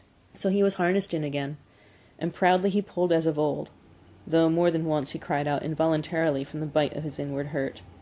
Several times he fell down and was dragged in the traces, and once the sled ran upon him so that he limped thereafter in one of his hind legs. But he held out till camp was reached, when his driver made a place for him by the fire. Morning found him too weak to travel. At harness-up time he tried to crawl to his driver. By convulsive efforts he got on his feet, staggered, and fell. Then he wormed his way forward slowly toward where the harnesses were being put on his mates. He would advance his forelegs and drag his body up with a sort of hitching movement. Then he would advance his forelegs and hitch again ahead for a few more inches. His strength left him, and the last his mates saw of him, he lay gasping in the snow and yearning toward them. But they could hear him mournfully howling till they passed out of sight behind a belt of river timber. Here the train was halted. The Scotch half-breed slowly retraced his steps to the camp they had left. The men ceased talking. A revolver shot rang out. The man came back hurriedly. The whip snapped. The bells tinkled merrily. The sleds churned along the trail. But Buck knew, and every dog knew, what had taken place behind the belt of river trees. End of Chapter 4. Chapters 5 and 6. Chapter 5. The Toil of Trace and Trail. 30 days from the time it left Dawson, the saltwater mail, with Buck and his mates at the fore, arrived at Skagway. They were in a wretched state, worn out and worn down. Buck's 140 pounds had dwindled to 115. The rest of his mates, though lighter dogs, had relatively lost more weight than he. Pike, the malingerer, who, in his lifetime of deceit, had often successfully feigned a hurt leg, was now limping in earnest. Sol Leks was limping, and Dub was suffering from a wrenched shoulder-blade. They were all terribly footsore. No spring or rebound was left in them. Their feet fell heavily on the trail, jarring their bodies and doubling the fatigue of a day's travel. There was nothing the matter with them except that they were dead tired. It was not the dead tiredness that comes through brief and excessive effort, from which recovery is a matter of hours, but it was the dead tiredness that comes through the slow and prolonged strength drainage of months of toil. There was no power of recuperation left, no reserve strength to call upon. It had all been used, the last, least bit of it. Every muscle, every fiber, every cell was tired, dead, tired, and there was reason for it. In less than 5 months they had traveled 2,500 miles, during the last 1,800 of which they had had but 5 days' rest. When they arrived at Skagway, they were apparently on their last legs. They could barely keep the traces taut, and on the downgrades just managed to keep out of the way of the sled. "Mush on, poor sore feets!" the driver encouraged them as they tottered down the main street of Skagway. "This is de last. Then we get one long rest, eh, for sure. One bully long rest." The drivers confidently expected a long stopover. Themselves, they had covered 1,200 miles with just 2 days' rest, and in the nature of reason and common justice, they deserved an interval of loafing. But so many were the men who had rushed into the Klondike, and so many were the sweethearts, wives, and kin that had not rushed in, that the congested mail was taking on Alpine proportions. Also, there were official orders. Fresh batches of Hudson Bay dogs were to take the places of those worthless for the trail. The worthless ones were to be got rid of, and since dogs count for little against dollars, they were to be sold. 3 days passed, by which time Buck and his mates found how really tired and weak they were. Then, on the morning of the 4th day, 2 men from the States came along and bought them, harness and all, for a song. The men addressed each other as Hal and Charles. Charles was a middle-aged, lightish-colored man with weak and watery eyes and a mustache that twisted fiercely and vigorously up, giving the lie to the limply drooping lip it concealed. Hal was a youngster of 19 or 20 with a big Colt's revolver and a hunting knife strapped about him on the belt that fairly bristled with cartridges. This belt was the most salient thing about him. It advertised his callowness, a callowness sheer and unutterable. Both men were manifestly out of place, and why such as they should adventure north is part of the mystery of things that passes understanding. Buck heard the chaffering, saw the money pass between the man and the government agent, and knew that the Scotch half-breed and the mail train drivers were passing out of his life on the heels of Perrault and Francois and the others who had gone before.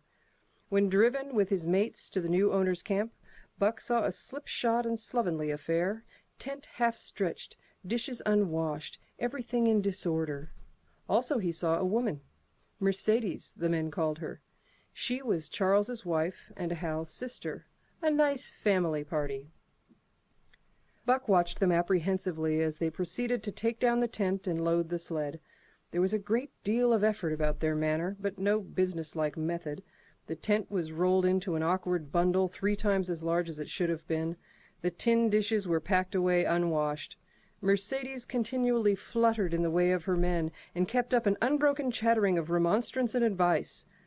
When they put a clothes sack on the front of the sled, she suggested it should go on the back, and when they had put it on the back and covered it over with a couple of other bundles, she discovered overlooked articles which could abide nowhere else but in that very sack, and they unloaded again.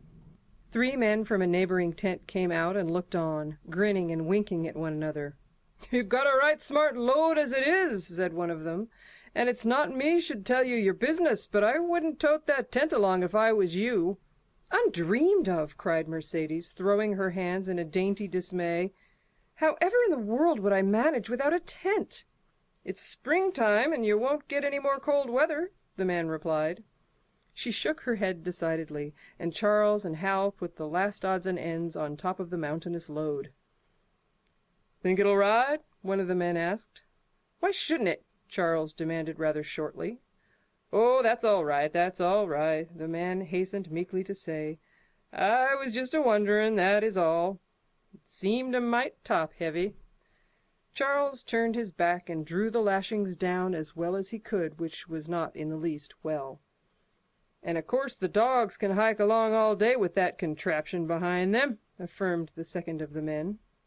"Certainly," said Hal with freezing politeness, taking hold of the gee-pole with one hand and swinging his whip from the other. "Mush!" he shouted. "Mush on there!"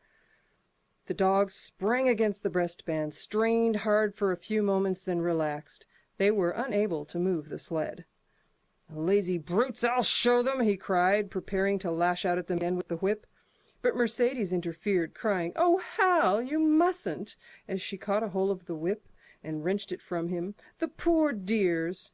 Now you must promise you won't be harsh with them for the rest of the trip, or I won't go a step." "Precious lot you know about dogs," her brother sneered, "and I wish you'd leave me alone. They're lazy, I tell you, and you've got to whip them to get anything out of them. That's their way. You ask anyone. Ask one of those men." Mercedes looked at them imploringly, untold repugnance at sight of pain written in her pretty face. "They're weak as water, if you want to know," came the reply from one of the men. "Plumb tuckered out. That's what's the matter. They need a rest."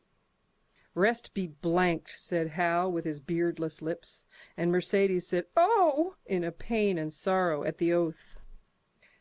But she was a clannish creature, and rushed at once to the defense of her brother. "Never mind that man," she said pointedly. "You're driving our dogs, and you do what you think is best with them."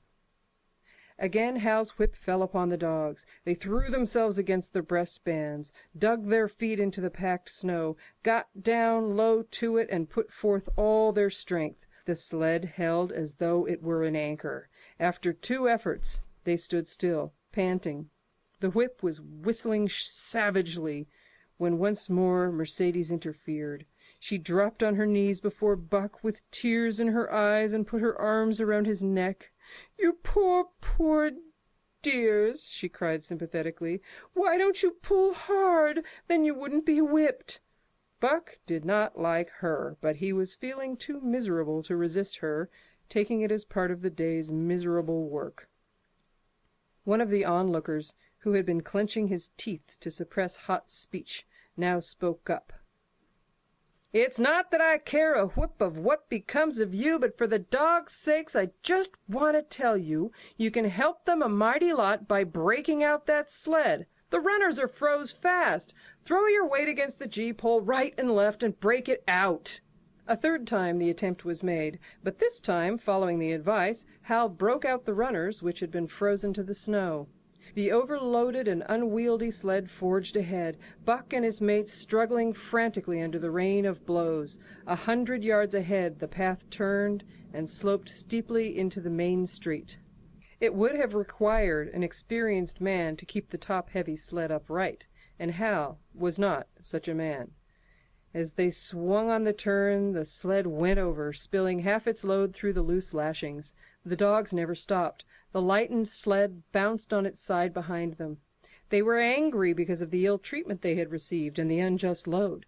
Buck was raging. He broke into a run, the team following his lead. Hal cried, "Whoa! Whoa!" but they gave no heed. He tripped and was pulled off his feet.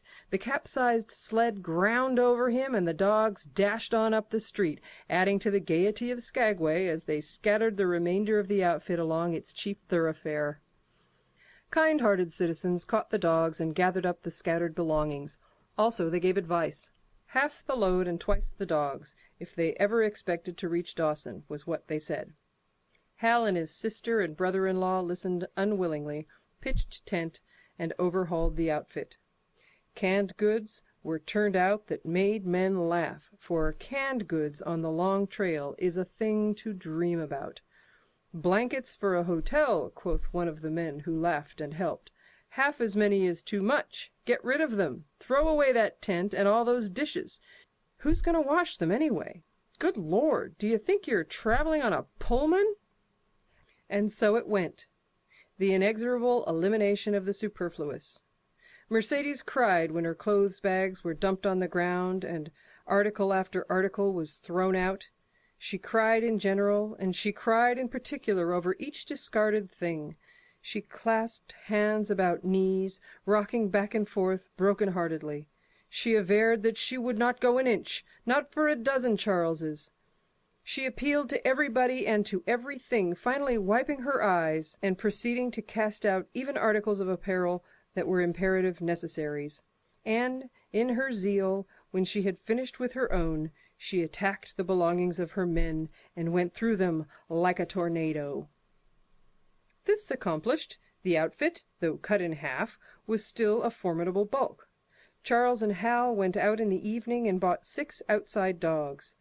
These, added to the 6 of the original team, and Teek and Kuna, the huskies obtained at the Rink Rapids on the record trip, brought the team up to 14. But the outside dogs, though particularly broken in since their landing, did not amount to much. These were short-haired pointers. One was a Newfoundland, and the other 2 were mongrels of indeterminate breed. They did not seem to know anything, these newcomers. Buck and his comrades looked upon them with disgust, and though he speedily taught them their places and what not to do, he could not teach them what to do. They did not take kindly to trace and trail.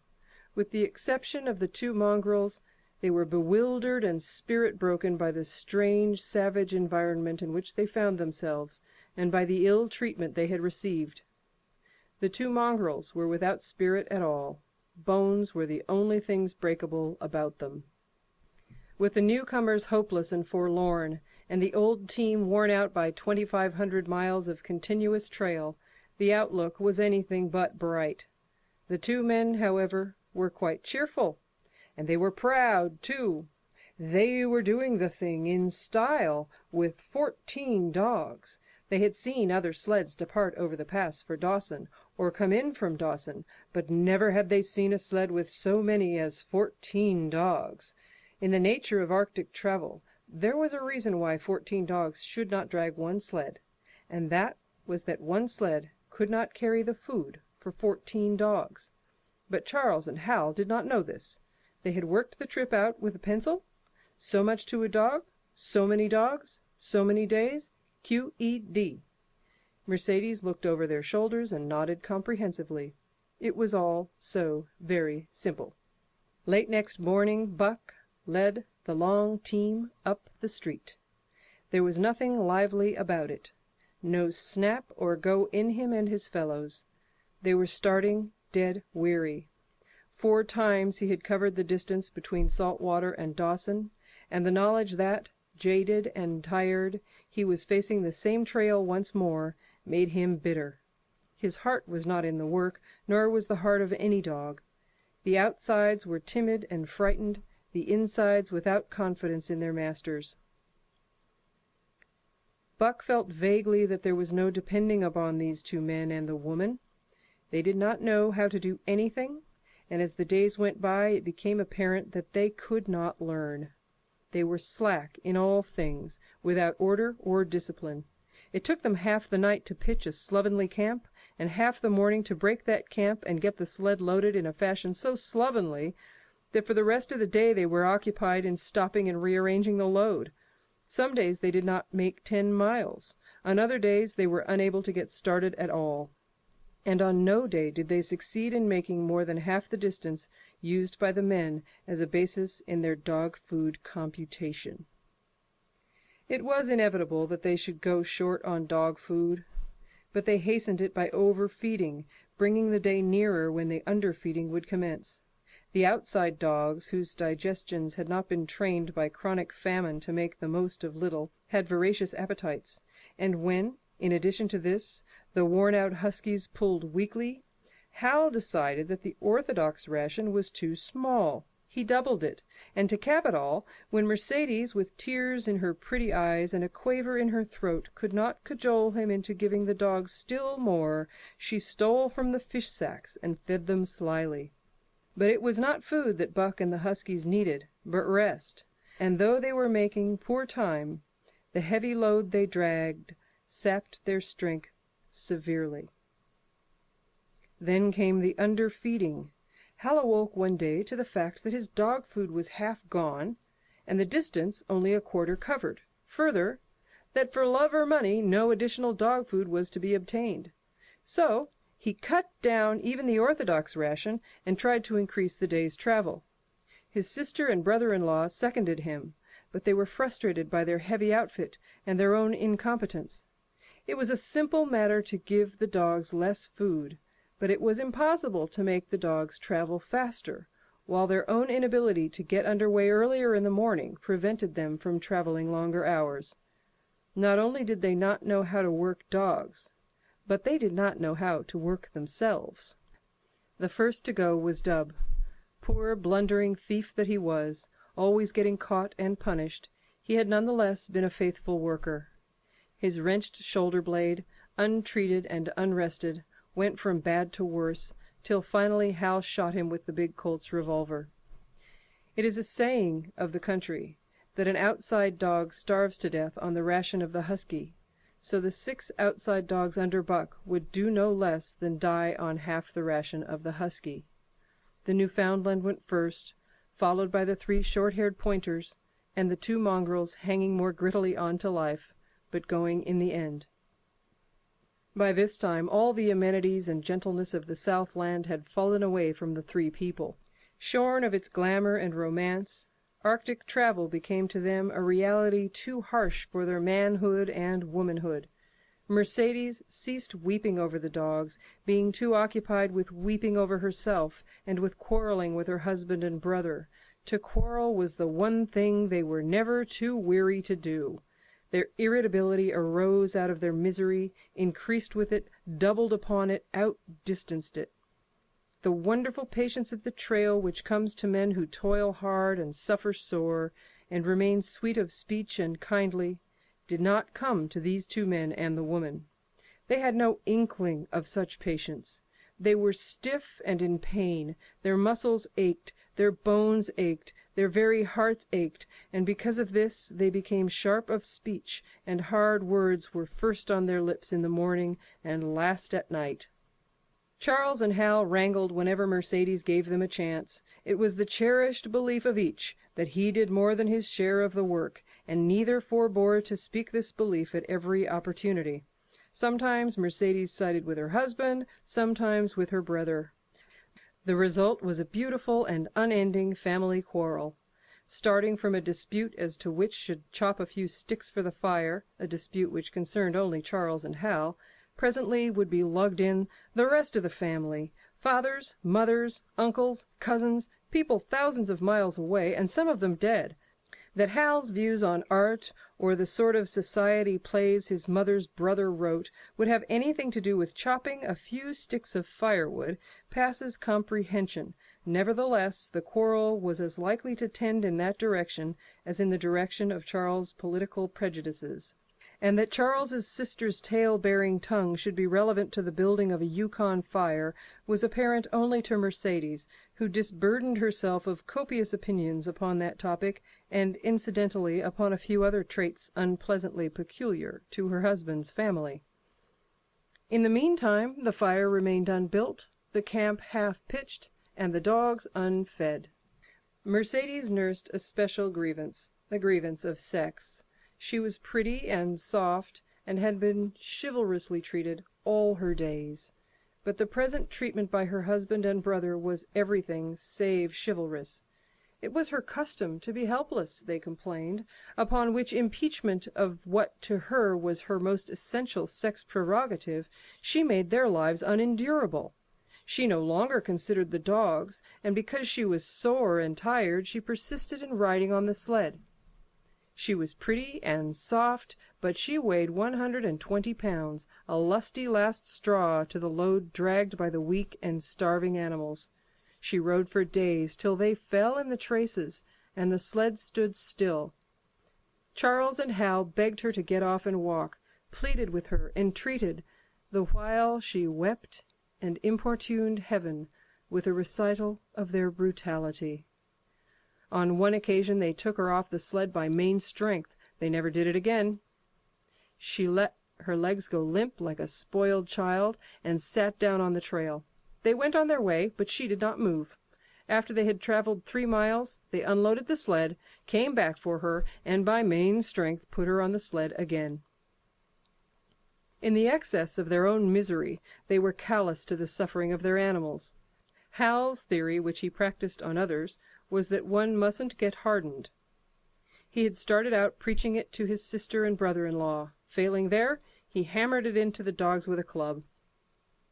At the 5 fingers, the dog food gave out, and a toothless old squaw offered to trade them a few pounds of frozen horsehide for the Colt's revolver that kept the big hunting knife company at Hal's hip. A poor substitute for the food was this hide, just as it had been stripped from the starved horses of the cattlemen 6 months back. In its frozen state, it was more like strips of galvanized iron, and when a dog wrestled it into his stomach, it thawed into thin and innutritious leathery strings, and into mass of short hair, irritating and indigestible. And through it all, Buck staggered along at the head of the team as in a nightmare. He pulled when he could no longer pull, he fell down and remained down till blows from whip or club drove him to his feet again. All the stiffness and gloss had gone out of his beautiful furry coat. The hair hung down, limp and draggled, or matted with dried blood where Hal's club had bruised him. His muscles had wasted away to knotty strings, and the flesh pads had disappeared, so that each rib and every bone in his frame were outlined cleanly through the loose hide that was wrinkled in folds of emptiness. It was heartbreaking. Only Buck's heart was unbreakable. The man in the red sweater had proved that. As it was with Buck, so it was with his mates. They were perambulating skeletons. There were 7 altogether, including him. In their very great misery they had become insensible to the bite of the lash or the bruise of the club. The pain of the beating was dull and distant, just as the things their eyes saw and their ears heard seemed dull and distant. They were not half-living or quarter-living. They were simply so many bags of bones in which sparks of life fluttered faintly. When a halt was made, they dropped down in the traces like dead dogs, and the spark dimmed and paled and seemed to go out. But when the club or whip fell upon them, the spark fluttered feebly up, and they tottered to their feet and staggered on. There came a day when Billy, the good-natured, fell and could not rise. Hal had traded off his revolver, so he took the axe and knocked Billy on the head as he lay in the traces, then cut the carcass out of the harness and dragged it to one side. Buck saw, and his mates saw, and they knew that this thing was very close to them. And on the next day Kuna went, and but 5 of them remained. Joe, too far gone to be malignant; Pike, crimped and limping, only half conscious and not conscious enough longer to malinger; Sol Lex, the one-eyed, still faithful to the toil and trace and trail, and mournful in that he had so little strength with which to pull; Teek, who had not traveled so far that winter and who was now beaten more than the others because he was fresher; and Buck, still at the head of the team, but no longer enforcing discipline or striving to enforce it, blind with weakness half the time and keeping the trail by the loom of it and by the dim feel of his feet. It was beautiful spring weather, but neither dogs nor humans were aware of it. Each day the sun rose earlier and set later. It was dawn by 3 in the morning, and twilight lingered till 9 at night. The whole long day was a blaze of sunshine. The ghostly winter silence had given way to the great spring murmur of awakening life. This murmur arose from all the land, fraught with the joy of living. It came from the things that lived and moved again, things which had been dead and which had not moved during the long months of frost. The sap was rising in the pines. The willows and aspens were bursting out in young buds. Shrubs and vines were putting on fresh garbs of green. Crickets sang in the nights, and in the days all manner of creeping, crawling things rustled forth into the sun. Partridges and woodpeckers were booming and knocking in the forest. Squirrels were chattering, birds singing, and overhead honked the wild fowl driving up from the south in cunning wedges that split the air. From every hill slope came the trickle of running water, the music of unseen fountains. All things were thawing, bending, snapping. The Yukon was straining to break loose the ice that had bound it down. It ate away from beneath. The sun ate from above. Air holes formed, fissures sprang and spread apart, while thin sections of ice fell through bodily into the river. And amid all this bursting, rending, throbbing of awakening life, under the blazing sun and through the soft, sighing breezes, like wayfarers to death, staggered the 2 men, the woman, and the huskies. With the dogs falling, Mercedes weeping and riding, Hal swearing innocuously, and Charles' eyes wistfully watering, they staggered into John Thornton's camp at the mouth of White River. When they halted, the dogs dropped down as though they had all been struck dead. Mercedes dried her eyes and looked at John Thornton. Charles sat down on a log to rest. He sat down very slowly and painstakingly, what of his great stiffness. Hal did the talking. John Thornton was whittling the last touches on an axe handle he had made from a stick of birch. He whittled and listened and gave monosyllabic replies, and, when it was asked, terse advice. He knew the breed, and he gave his advice in the certainty that it would not be followed. "They told us up above that the bottom was dropping out of the trail and that the best thing for us to do is lay over," Hal said in response to Thornton's warning to take no more chances on the rotten ice. "They told us we couldn't make White River, and here we are." This last with a sneering ring of triumph in it. "And they told you true," John Thornton answered. "The bottom's likely to drop out at any moment. Only fools, with the blind luck of fools, could have made it. I tell you straight, I wouldn't risk my carcass on that ice for all the gold in Alaska." "That's because you're not a fool, I suppose," said Hal. "All the same, we'll go on to Dawson." He uncoiled his whip. "Get up there, Buck! Hi! Get up there! Mush on!" Thornton went on whittling. It was idle, he knew, to get between a fool and his folly, while 2 or 3 fools more or less would not alter the scheme of things. But the team did not get up at the command. It had long since passed into the stage where blows were required to rouse it. The whip flashed out here and there on its merciless errands. John Thornton compressed his lips. Sol Leks was the first to crawl to his feet. Teek followed. Joe came next, yelping with pain. Pike made painful efforts. Twice he fell over. When half up, and on the third attempt, he managed to rise. Buck made no effort. He lay quietly where he had fallen.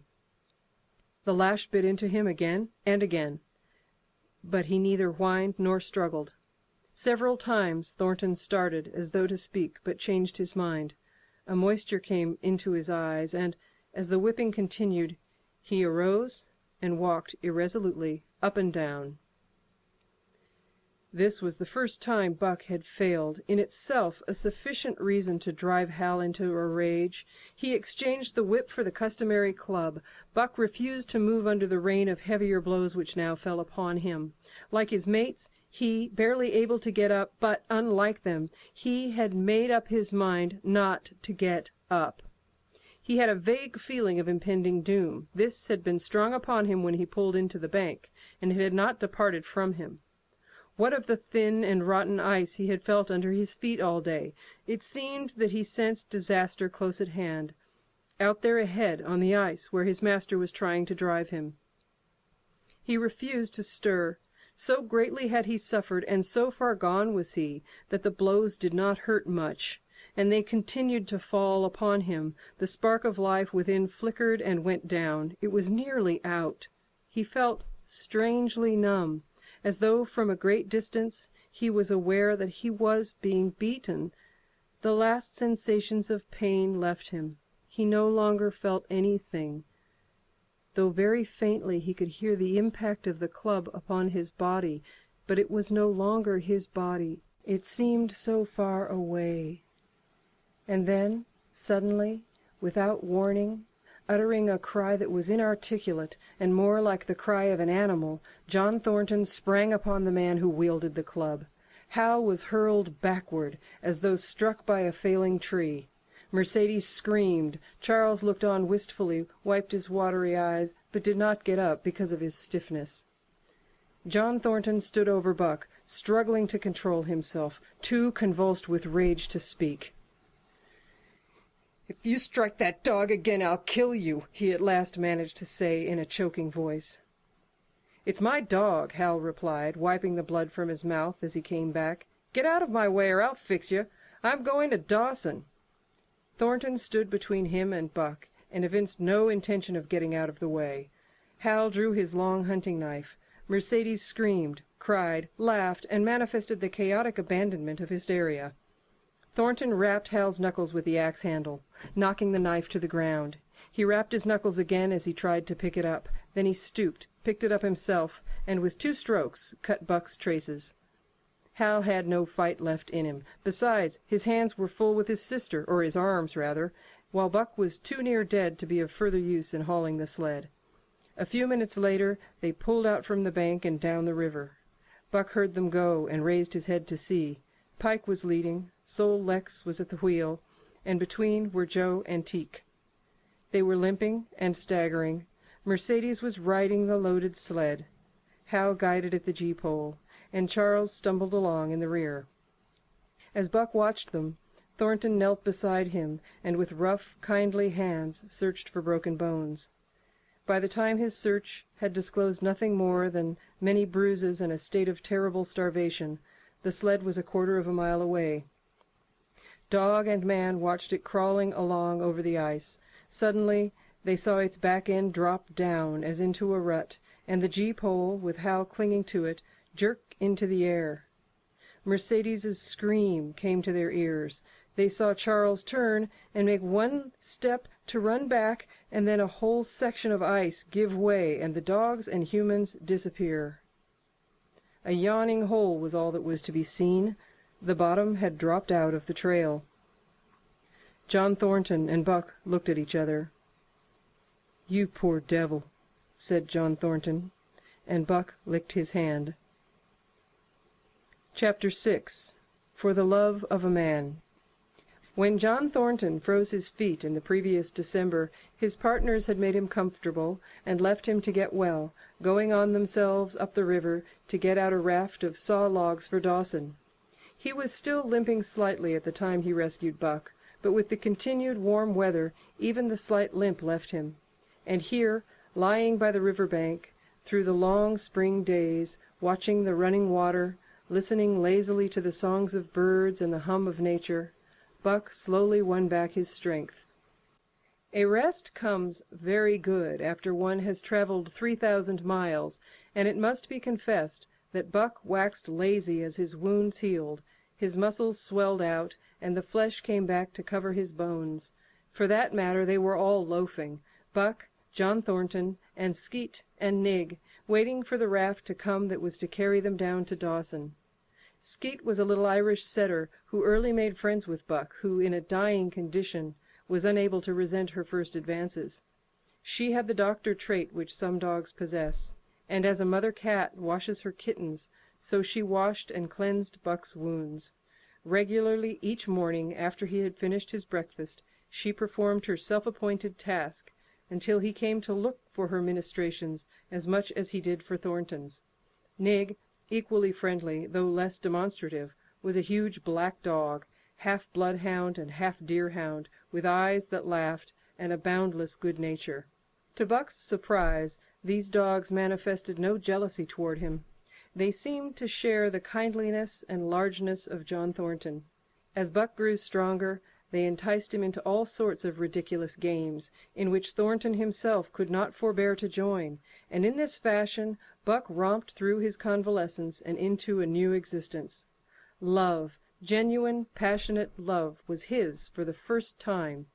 This he had never experienced at Judge Miller's down in the sun-kissed Santa Clara Valley. With the judge's sons, hunting and tramping, it had been a working partnership, with the judge's grandsons a sort of pompous guardianship, and with the judge himself a stately and dignified friendship.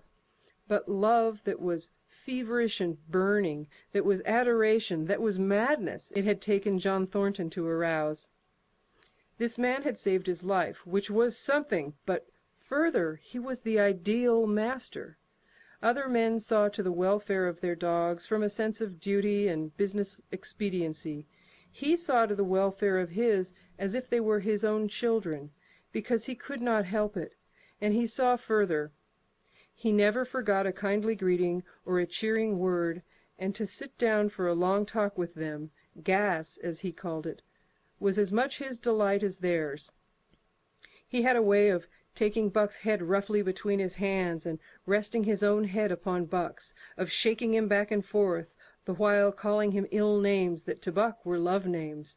Buck knew no greater joy than that rough embrace and the sound of murmured oaths, and at each jerk back and forth it seemed that his heart would be shaken out of his body, so great was its ecstasy.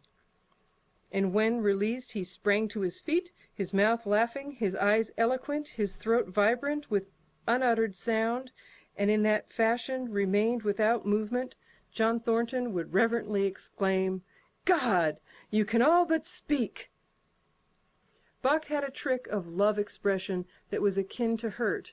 He would often seize Thornton's hand in his mouth and close so fiercely that the flesh bore the impress of his teeth for some time afterward, and Buck understood the oaths to be love words, so the man understood this feigned bite for a caress. For the most part, however, Buck's love was expressed in adoration. While he went wild with happiness when Thornton touched him or spoke to him, he did not seek these tokens. Unlike Skeet, who was wont to shove her nose under Thornton's hand and nudge until petted, or Nig, who would stalk up and rest his great head on Thornton's knee, Buck was content to adore at a distance. He would lie by the hour, eager, alert, at Thornton's feet, looking up into his face, dwelling upon it, studying it, following it with keenest interest, each fleeting expression, every movement or change of feature. Or, as chance might have it, he would lie farther away, to the side or rear, watching the outlines of the man and the occasional movements of his body, and often such was the communion in which they lived, the strength of Buck's gaze would draw John Thornton's head around, and he would return the gaze without speech, his heart shining out of his eyes as Buck's heart shone out. For a long time after his rescue, Buck did not like Thornton to get out of his sight. From the moment he left the tent to when he entered it again, Buck would follow at his heels. His transient masters, since he had come into the Northland, had bred in him a fear that no master could be permanent. He was afraid that Thornton would pass out of his life as Perrault and Francois and the Scotch half-breed had passed out. Even in the night, in his dreams, he was haunted by this fear. At such times he would shake off sleep and creep through the chill of the flap of the tent, where he could stand and listen to the sound of his master's breathing. But in spite of this great love he bore John Thornton, which seemed to bespeak the soft, civilizing influence, the strain of the primitive which the Northland had aroused in him, remained alive and active. Faithfulness and devotion, things born of fire and roof, were his, yet he retained his wildness and wiliness. He was a thing of the wild, come in from the wild, to sit by John Thornton's fire, rather than a dog of the soft Southland, stamped with the marks of generations of civilization. Because of his very great love, he could not steal from this man, but from any other man in any other camp he did not hesitate an instant, while the cunning with which he stole enabled him to escape detection. His face and body were scored by the teeth of many dogs, and he fought as fiercely as ever and more shrewdly. Skeet and Nig were too good-natured for quarreling. Besides, they belonged to John Thornton. But the strange dog, no matter what the breed or valor, swiftly acknowledged Buck's supremacy, or found himself struggling for life with a terrible antagonist. And Buck was merciless. He had learned well the law of club and fang, and he never forewent an advantage or drew back from a foe he had started on the way to death. He had lessoned from Spitz and from the chief fighting dogs of the police and mail, and he knew there was no middle course. He must master or be mastered, while to show mercy was a weakness. Mercy did not exist in the primordial life. It was misunderstood for fear, and such misunderstandings made for death. Kill or be killed, eat or be eaten was the law, and this mandate, down out of the depths of time, he obeyed. He was older than the days he had seen and the breaths he had drawn. He linked the past with the present, and the eternity behind him throbbed through him in a mighty rhythm, to which he swayed as the tides and seasons swayed. He sat by John Thornton's fire, a broad-breasted dog, white-fanged and long-furred, but behind him were the shades of all manner of dogs, half-wolves and wild wolves, urgent and prompting, tasting the savor of the meat he ate, thirsting for the water he drank, scenting the wind with him, listening with him and telling him the sounds made by the wild life in the forest, dictating his moods, directing his actions, lying down to sleep with him when he lay down, and dreaming with him beyond him and becoming themselves the stuff of his dreams. So peremptorily did these shades beckon him that each day mankind and the claims of mankind slipped farther from him. Deep in the forest a call was sounding, and as often as he heard this call, mysteriously thrilling and luring, he felt compelled to turn his back upon the fire and the beaten earth around it, and to plunge into the forest, and on, he knew not where or why, nor did he wonder where or why, the call sounding imperiously deep in the forest. But as often as he gained the soft, unbroken earth and the green shade, the love for John Thornton drew him back to the fire again. Thornton alone held him. The rest of mankind was as nothing. Chance travelers might praise or pet him, but he was cold under it all, and from a too demonstrative man he would get up and walk away. When Thornton's partners, Hans and Pete, arrived on the long-expected raft, Buck refused to notice them until he learned they were close to Thornton. After that he tolerated them in a passive sort of way, accepting favors from them as though he favored them by accepting. They were of the same large type as Thornton, living close to the earth, thinking simply and seeing clearly, and ere they swung the raft into the big eddy by the sawmill at Dawson, they understood Buck and his ways, and did not insist upon an intimacy such as obtained with Skeet and Nig. For Thornton, however, his love seemed to grow and grow. He alone among men could put a pack upon Buck's back in the summer traveling. Nothing was too great for Buck to do when Thornton commanded. One day they had grub-staked themselves from the proceeds of the raft and left Dawson for the headwaters of the Tanana. The men and dogs were sitting on the crest of a cliff which fell away straight down to naked bedrock 300 feet below. John Thornton was sitting near the edge, Buck at his shoulder. A thoughtless whim seized Thornton, and he drew the attention of Hans and Pete to the experiment he had in mind. "Jump, Buck!" he commanded, sweeping his arm out over the chasm. The next instant he was grappling with Buck on the extreme edge, while Hans and Pete were dragging them back into safety. "It's uncanny," Pete said, after it was over and they had caught their speech. Thornton shook his head. "No, it is splendid, and it is terrible, too. Do you know, it sometimes makes me afraid." "I'm not hankering to be the man that lays hands on you while he's around," Pete announced conclusively, nodding his head toward Buck. "By jingo!" was Hans' contribution. "Not mineself, either." It was at Circle City, ere the year was out, that Pete's apprehensions were realized. Black Burton, a man evil-tempered and malicious, had been picking a quarrel with the tenderfoot at the bar when Thornton stepped good-naturedly between. Buck, as was his custom, was lying in a corner, head on paws, watching his master's every action. Burton struck out, without warning, straight from the shoulder. Thornton was sent spinning and saved himself from falling only by clutching the rail of the bar. Those who were looking on heard what was neither a bark nor a yelp, but something which is best described as a roar, and they saw Buck's body rise up in the air as he left the floor for Burton's throat. The man saved his life by instinctively throwing out his arm, but was hurled backward to the floor with Buck on top of him. Buck loosed his teeth from the flesh of the arm and drove again for the throat. This time the man succeeded only in partly blocking, and his throat was torn open. Then the crowd was upon Buck, and he was driven off. But while a surgeon checked the bleeding, he prowled up and down, growling furiously, attempting to rush in, and being forced back by an array of hostile clubs. A miners' meeting, called on the spot, decided that the dog had sufficient provocation, and Buck was discharged. But his reputation was made, and from that day his name spread through every camp in Alaska. Later on, in the fall of the year, he saved John Thornton's life in quite another fashion. The three partners were lining a long and narrow poling boat down a bad stretch of rapids on the 40-mile creek. Hans and Pete moved along the bank, snubbing with a thin manila rope from tree to tree, while Thornton remained in the boat, helping its descent by means of a pole and shouting directions to the shore.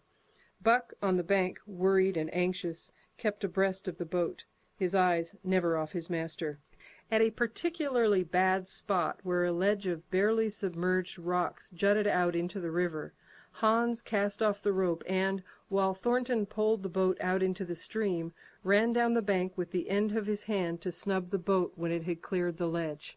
This it did, and was flying downstream in a current as swift as a mill race, when Hans checked it with the rope, and checked too suddenly. The boat flirted over and snubbed into the bank bottom up, while Thornton, flung sheer out of it, was carried downstream toward the worst part of the rapids, a stretch of wild water in which no swimmer could live.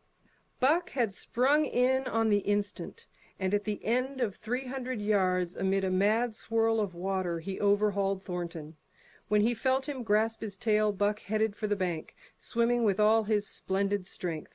But the progress shoreward was slow. The progress downstream amazingly rapid. From below came the fatal roaring where the wild current went wilder and was rent in shreds and spray by the rocks which thrust through like the teeth of an enormous comb.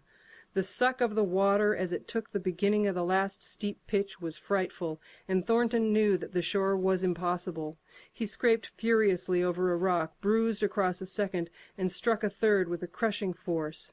He clutched its slippery top with both hands, releasing Buck, and above the roar of the churning water shouted, "Go, Buck, go!" Buck could not hold his own, and swept on downstream, struggling desperately but unable to win back. When he heard Thornton's command repeated, he partly reared out of the water, throwing his head high as though for a last look, then turned obediently toward the bank. He swam powerfully and was dragged ashore by Pete and Hans at the very point where swimming ceased to be possible and destruction began. They knew that the time a man could cling to a slippery rock in the face of that driving current was a matter of minutes, and they ran as fast as they could up the bank to the point far above where Thornton was hanging on. They attached the line with which they had been snubbing the boat to Buck's neck and shoulders, being careful that it should neither strangle him nor impede his swimming, and launched him into the stream. He struck out boldly, but not straight enough into the stream. He discovered the mistake too late, when Thornton was abreast of him and a bare half-dozen strokes away, while he was being carried helplessly past. Hans promptly snubbed with the rope, as though Buck were a boat. The rope thus tightening on him in the sweep of the current, he was jerked under the surface, and under the surface he remained till his body struck against the bank, and he was hauled out. He was half drowned, and Hans and Pete threw themselves upon him, pounding the breath into him and the water out of him. He staggered to his feet and fell down. The faint sound of Thornton's voice came to them, and though they could not make out the words of it, they knew that he was in his extremity. His master's voice acted on Buck like an electric shock. He sprang to his feet and ran up the bank ahead of the men to the point of his previous departure. Again the rope was attached and he was launched, and again he struck out, but this time straight into the stream. He had miscalculated once, but he would not be guilty of it a second time. Hans paid out the rope, permitting no slack, while Pete kept it clear of coils. Buck held on till he was on line straight above Thornton, and then he turned, and with the speed of an express train headed down upon him. Thornton saw him coming, and as Buck struck him like a battering ram, with the whole force of the current behind him, he reached up and closed with both arms around the shaggy neck. Hans snubbed the rope around the tree, and Buck and Thornton were jerked under water.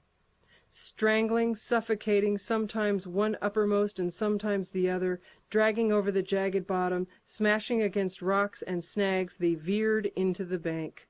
Thornton came to belly downward and being violently propelled back and forth across a drift log by Hans and Pete. His first glance was for Buck, over whose limp and apparently lifeless body Nig was setting up a howl, while Skeet was licking the wet face and closed eyes. Thornton was himself bruised and battered, and he went carefully over Buck's body, when he had been brought around, finding 3 broken ribs. "That settles it," he announced. "We camp right here." And camp they did, till Buck's ribs knitted and he was able to travel. That winter at Dawson, Buck performed another exploit, not so heroic perhaps, but one that put his name many notches higher on the totem pole of Alaskan fame. This exploit was particularly gratifying to the 3 men, for they stood in need of the outfit which it furnished, and were enabled to make a long-desired trip into the Virgin East, where miners had not yet appeared. It was brought about by a conversation in the Eldorado saloon, in which men waxed boastful of their favorite dogs. Buck, because of his record, was the target for these men, and Thornton was driven stoutly to defend him. At the end of half an hour, one man stated that his dog could start a sled with 500 pounds and walk off with it. A second bragged 600 for his dog, and a third 700. "Pooh, pooh," said John Thornton. "Buck can start 1,000 pounds." "And break it out? And walk off with it for 100 yards?" demanded Matthewson, a bonanza king, he of 700 vaunt. "And break it out, and walk off with it for 100 yards," John Thornton said coolly. "Well," Matthewson said, slowly and deliberately, so that all could hear, "I've got $1,000 that says he can't, and there it is." So saying, he slammed a sack of gold dust of the size of a bologna sandwich down upon the bar. Nobody spoke. Thornton's bluff, if bluff it was, had been called. He could feel a flush of warm blood creeping up his face. His tongue had tricked him. He did not know whether Buck could start 1,000 pounds. 1/2 ton? The enormousness of it appalled him. He had great faith in Buck's strength, and had often thought him capable of starting such a load, but never as now.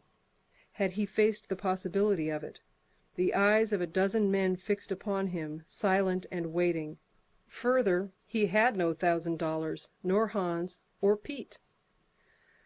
"I've got a sled standing outside now with 20 50-pound sacks of flour on it," Matthewson went on with brutal directness. "So don't let that hinder you." Thornton did not reply. He did not know what to say. He glanced from face to face in the absent way of a man who has lost the power of thought and is seeking somewhere to find the thing that will start it going again. The face of Jim O'Brien, a Mastodon king, an old-time comrade, caught his eyes. It was a cue to him, seeming to rouse him to do what he would never have dreamed of doing. "Can you lend me 1,000?" he asked, almost in a whisper. "Sure," O'Brien answered, thumping down a plethoric sack by the side of Matthewson's. "Though it's little faith I'm having, John. That's a beast can do the trick." The Eldorado emptied its occupants into the street to see the test. The tables were deserted, and the dealers and gamekeepers came forth to see the outcome of the wager and to lay odds. Several hundred men, furred and mittened, banked around the sled with easy distance. Matthewson's sled, loaded with 1,000 pounds of flour, had been standing for a couple of hours, and in the intense cold, it was 60 below zero, the runners had frozen fast to the hard-packed snow. Men offered odds of 2 to 1 that Buck could not budge the sled. A quibble arose concerning the phase "break out."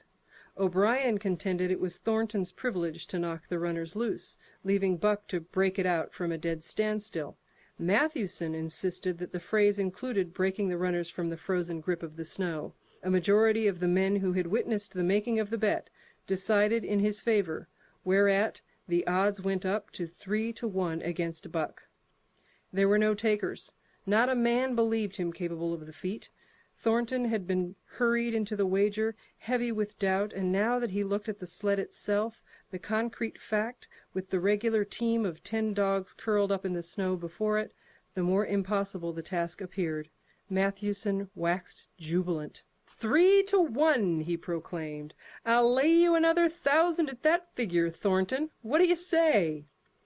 Thornton's doubt was strong in his face, but his fighting spirit was aroused, the fighting spirit that soars above odds, fails to recognize the impossible, and is deaf to all save the clamor for battle. He called Hans and Pete to him.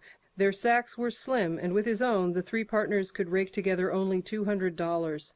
In the ebb of their fortunes, this sum was their total capital, yet they laid it unhesitatingly against Matthewson's 600. The team of 10 dogs was unhitched, and Buck, with his own harness, was put into the sled.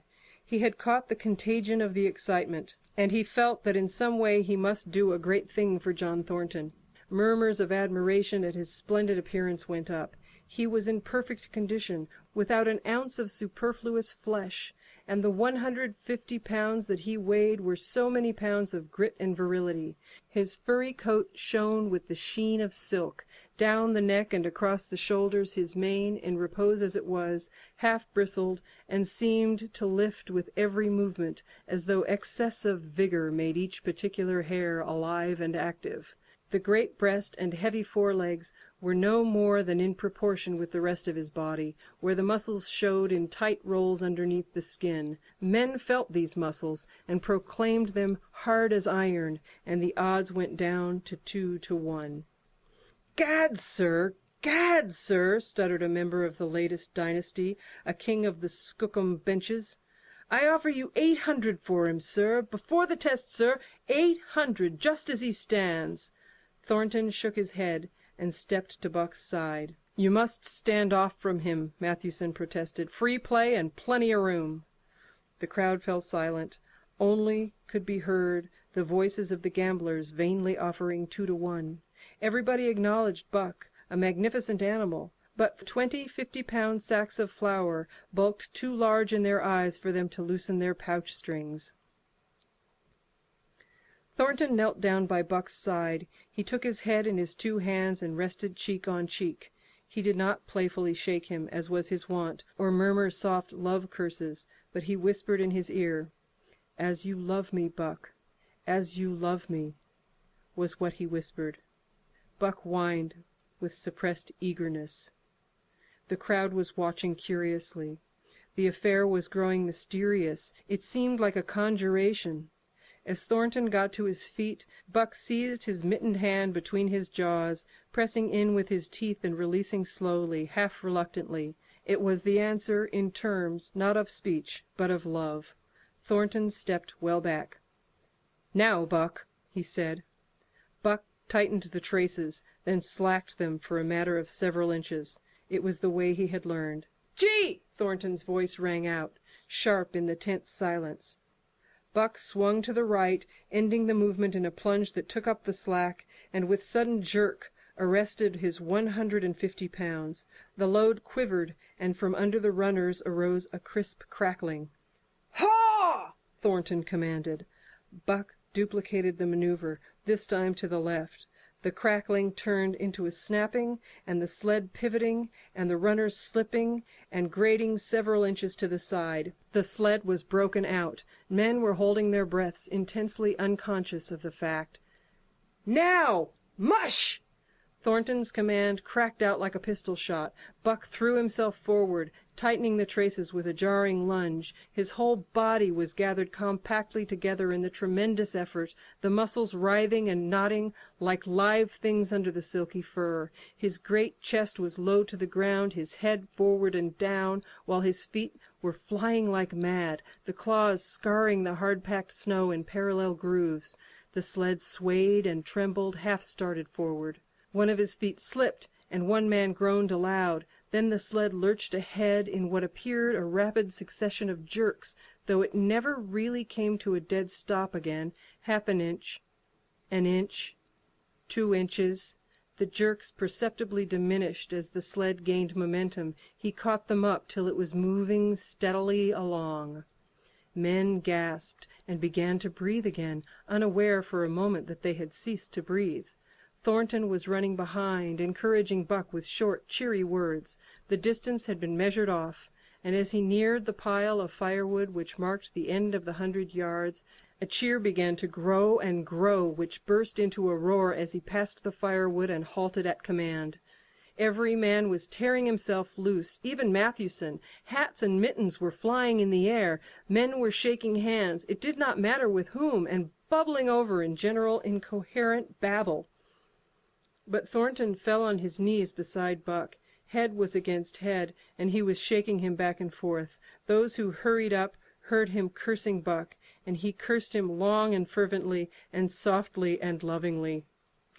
"Gad, sir! Gad, sir!" sputtered the Skookum Bench King. "I'll give you 1,000 for him, sir! 1,000, sir! 1,200, sir!" Thornton rose to his feet. His eyes were wet. The tears were streaming frankly down his cheeks. "Sir," he said to the Skookum Bench King, "no, sir. You can go to hell, sir. It's the best I can do for you, sir." Buck seized Thornton's hand in his teeth. Thornton shook him back and forth. As though animated by a common impulse, the onlookers drew back to a respectful distance, nor were they again indiscreet enough to interrupt. This concludes chapters 5 and 6. Chapter 7. The Sounding of the Call. When Buck earned $1,600 in 5 minutes for John Thornton, he made it possible for his master to pay off certain debts and to journey with his partners into the East after a fabled lost mine, the history of which was as old as the history of the country. Many men had sought it, few had found it, and more than a few there were who had never returned from the quest. This lost mine was steeped in tragedy and shrouded in mystery. No one knew of the first man. The oldest tradition stopped before it got back to him. From the beginning there had been an ancient and ramshackle cabin. Dying men had sworn to it, and to the mine, the site of which it marked, clinching their testimony with nuggets that were unlike any known grade of gold in the Northland. But no living man had looted this treasure house, and the dead were dead. Wherefore John Thornton and Pete and Hans, with Buck and half a dozen other dogs, faced into the east on an unknown trail to achieve where men and dogs as good as themselves had failed.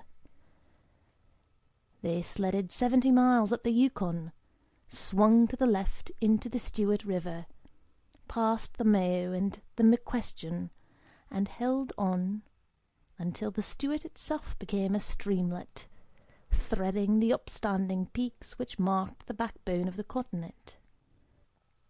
John Thornton asked little of man or nature. He was unafraid of the wild. With a handful of salt and a rifle he could plunge into the wilderness and fare wherever he pleased and as long as he pleased. Being in no haste, Indian fashion, he hunted his dinner in the course of the day's travel. And if he failed to find it, like the Indian, he kept on travelling, secure in the knowledge that sooner or later he would come to it. So on this great journey into the East, straight meat was the bill of fare. Ammunition and tools principally made up the load on the sled, and the time card was drawn upon the limitless future. To Buck it was boundless delight, this hunting, fishing, and indefinite wandering through strange places. For weeks at a time they would hold on steadily, day after day, and for weeks upon end they would camp, here and there, the dogs loafing and the men burning holes through frozen muck and gravel, and washing countless pans of dirt by the heat of the fire. Sometimes they went hungry, sometimes they feasted riotously, all according to the abundance of game and the fortune of hunting. Summer arrived, and the dogs and men packed on their backs, rafted across blue mountain lakes, and descended or ascended unknown rivers in slender boats, whip-sawed from the standing forest. The months came and went, and back and forth they twisted through the uncharted vastness, where no men were, and yet where men had been, if the lost cabin were true. They went across divides in summer blizzards, shivered under the midnight sun on naked mountains between the timber line and the eternal snows, dropped into summer valleys amid swarming gnats and flies, and in the shadows of glaciers picked strawberries and flowers as ripe and fair as any the Southland could boast. In the fall of the year they penetrated a weird lake country, sad and silent, where wildfowl had been, but where then there was no life, nor sign of life, only the blowing of chill winds, the forming of ice in sheltered places, and the melancholy rippling of waves on lonely beaches. And through another winter they wandered on the obliterated trails of men who had gone before. Once they came upon a path blazed through the forest, an ancient path, and the lost cabin seemed very near. But the path began nowhere, and ended nowhere, and it remained mystery as the man who made it, and the reason he made it remained mystery. Another time they chanced upon the time-graven wreckage of a hunting lodge, and amid the shreds of rotted blankets John Thornton found a long-barreled flintlock. He knew it for a Hudson Bay Company gun of the young days in the northwest, when such a gun was worth its height in beaver skins packed flat. And that was all. No hint as to the man who in an early day had reared the lodge and left the gun among the blankets. Spring came on once more, and at the end of all their wandering they found, not the lost cabin, but a shallow placer in a broad valley, where the gold showed like yellow butter across the bottom of the washing pan. They sought no farther. Each day they worked earned them thousands of dollars in clean dust and nuggets, and they worked every day. The gold was sacked in moose-hide bags, 50 pounds to the bag, and piled like so much firewood outside the Spruce Bough Lodge. Like giants they toiled, days flashing on the heels of days like dreams as they heaped the treasure up. There was nothing for the dogs to do, save the hauling in of meat now and again that Thornton killed, and Buck spent long hours musing by the fire. The vision of the short-legged hairy man came to him more frequently, now that there was little work to be done. And often, blinking by the fire, Buck wandered with him in that other world which he remembered. The salient thing of this other world seemed fear.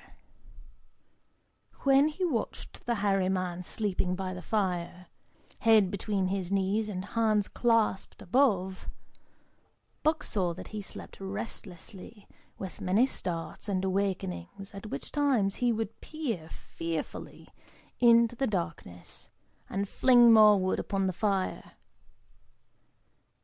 Did they walk by the beach of a sea, where the hairy man gathered shellfish and ate them as he gathered? It was with eyes that roved everywhere for hidden danger, and with legs prepared to run like the wind at its first appearance. Through the forest they crept noiselessly, Buck at the hairy man's heels, and they were alert and vigilant, the pair of them, ears twitching and moving and nostrils quivering, for the man heard and smelled as keenly as Buck. The hairy man could spring up into the trees and travel ahead as fast as on the ground, swinging by the arms from limb to limb, sometimes a dozen feet apart, letting go and catching, never falling, never missing his grip. In fact, he seemed as much at home among the trees as on the ground, and Buck had memories of nights of vigil spent beneath trees wherein the hairy man roosted, holding on tightly as he slept. And closely akin to the visions of the hairy man was the call still sounding in the depths of the forest. It filled him with a great unrest and strange desires. They caused him to feel a vague, sweet gladness, and he was aware of wild yearnings and stirrings for he knew not what. Sometimes he pursued the call into the forest, looking for it as though it were a tangible thing, barking softly or defiantly as the mood might dictate. He would thrust his nose into the cool wood moss, or into the black soil where long grasses grew, and snort with joy at the fat earth smells. Or he would crouch for hours as if in concealment, behind fungus-covered trunks of fallen trees, wide-eyed and wide-eared to all that moved and sounded about him. It might be, lying thus, that he hoped to surprise this call he could not understand. But he did not know why he did these various things. He was impelled to do them, and did not reason about them at all. Irresistible impulses seized him. He would be lying in camp, dozing lazily in the heat of the day, when suddenly his head would lift and his ears cock up, intent and listening, and he would spring to his feet and dash away, and on for hours through the forest aisles and across the open spaces where the niggerheads bunched. He loved to run down dry watercourses, and to creep and spy upon the bird life in the woods. For a day at a time he would lie in the underbrush where he could watch the partridges drumming and strutting up and down. But especially he loved to run in the dim twilight of the summer midnights, listening to the subdued and sleepy murmurs of the forest, reading signs and sounds as man may read a book, and seeking for the mysterious something that called, waking or sleeping at all times, for him to come. One night he sprang from sleep with a start, eager-eyed, nostrils quivering and scenting, his mane bristling in recurrent waves. From the forest came the call, or one note of it, for the call was many-noted, distinct and definite as never before, a long-drawn howl, like, yet unlike any noise made by husky dog. And he knew it, in the old familiar way, as a sound heard before. He sprang through the sleeping camp and in swift silence dashed through the woods.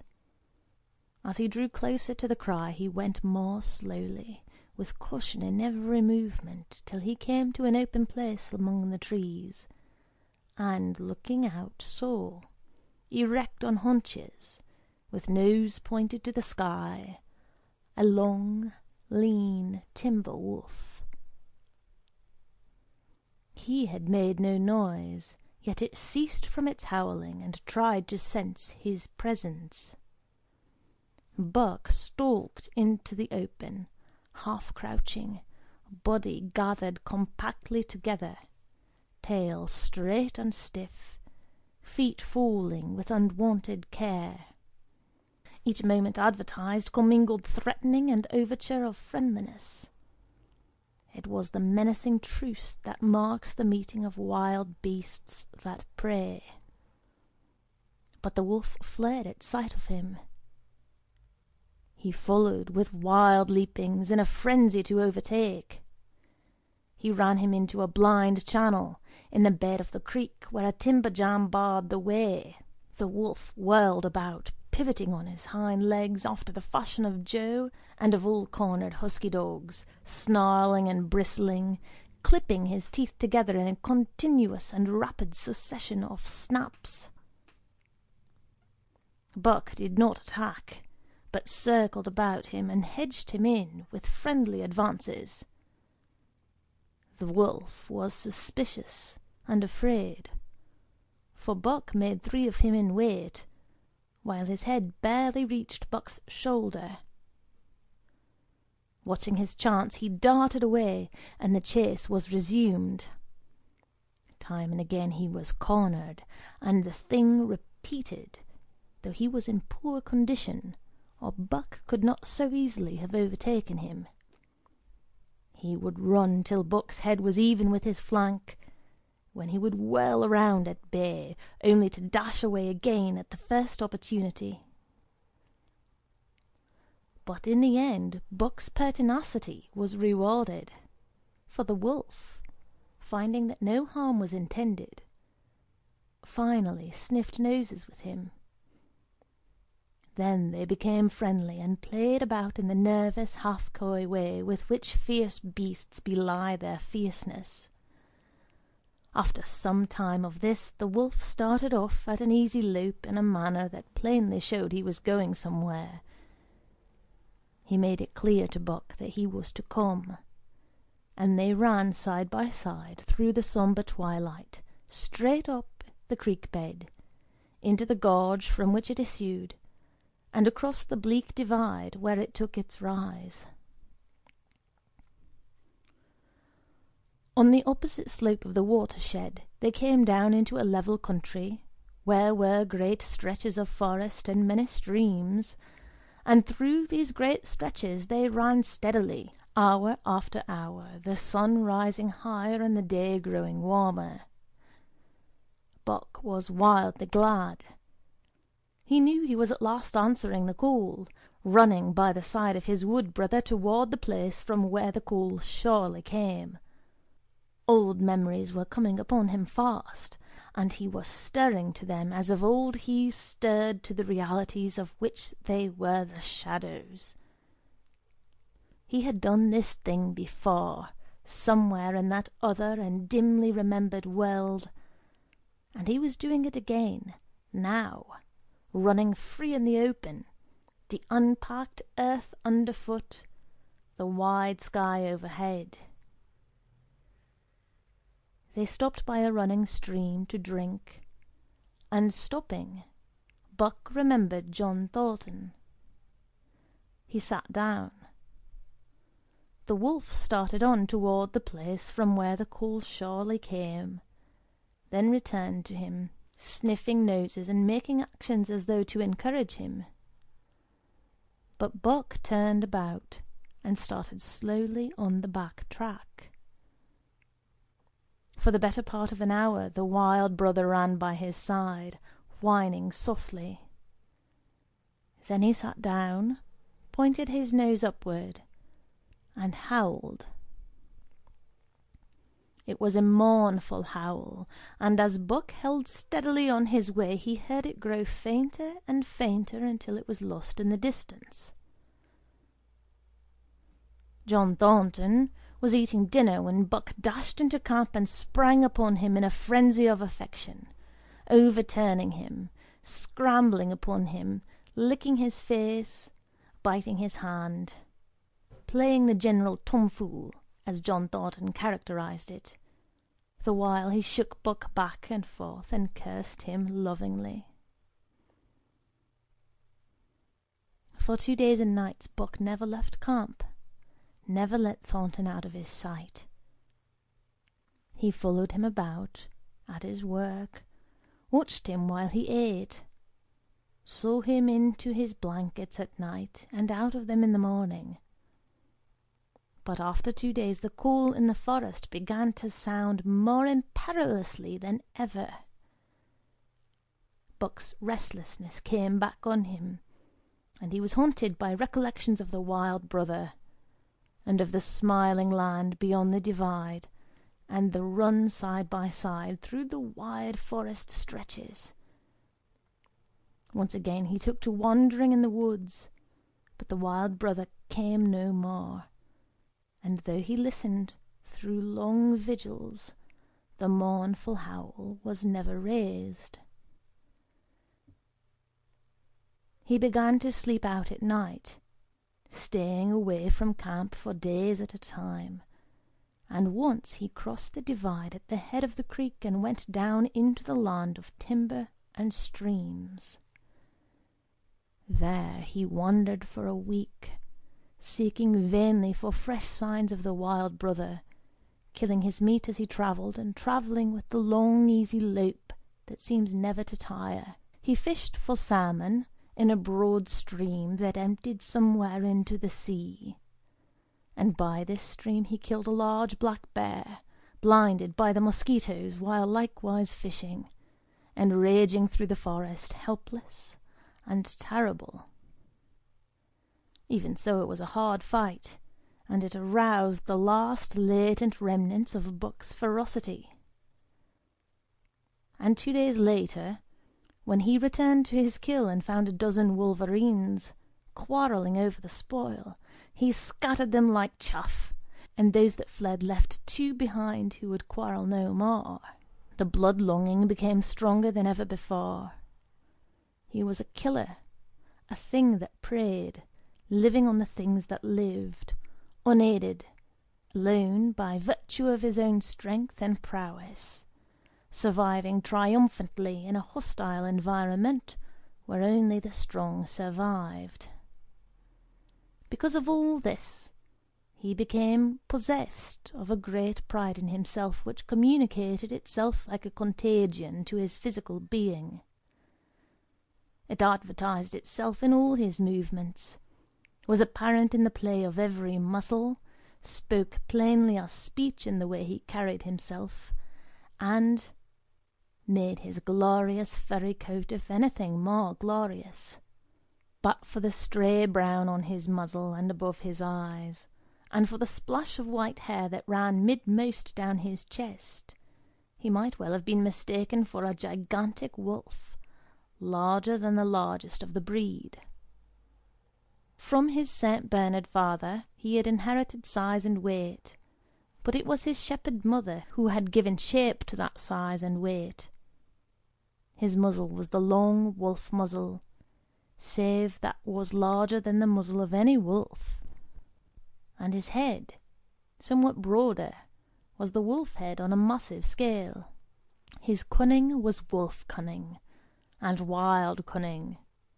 His intelligence, shepherd intelligence, and St. Bernard intelligence, and all this, plus an experience gained in the fiercest of schools, made him as formidable a creature as any that intelligence roamed the wild.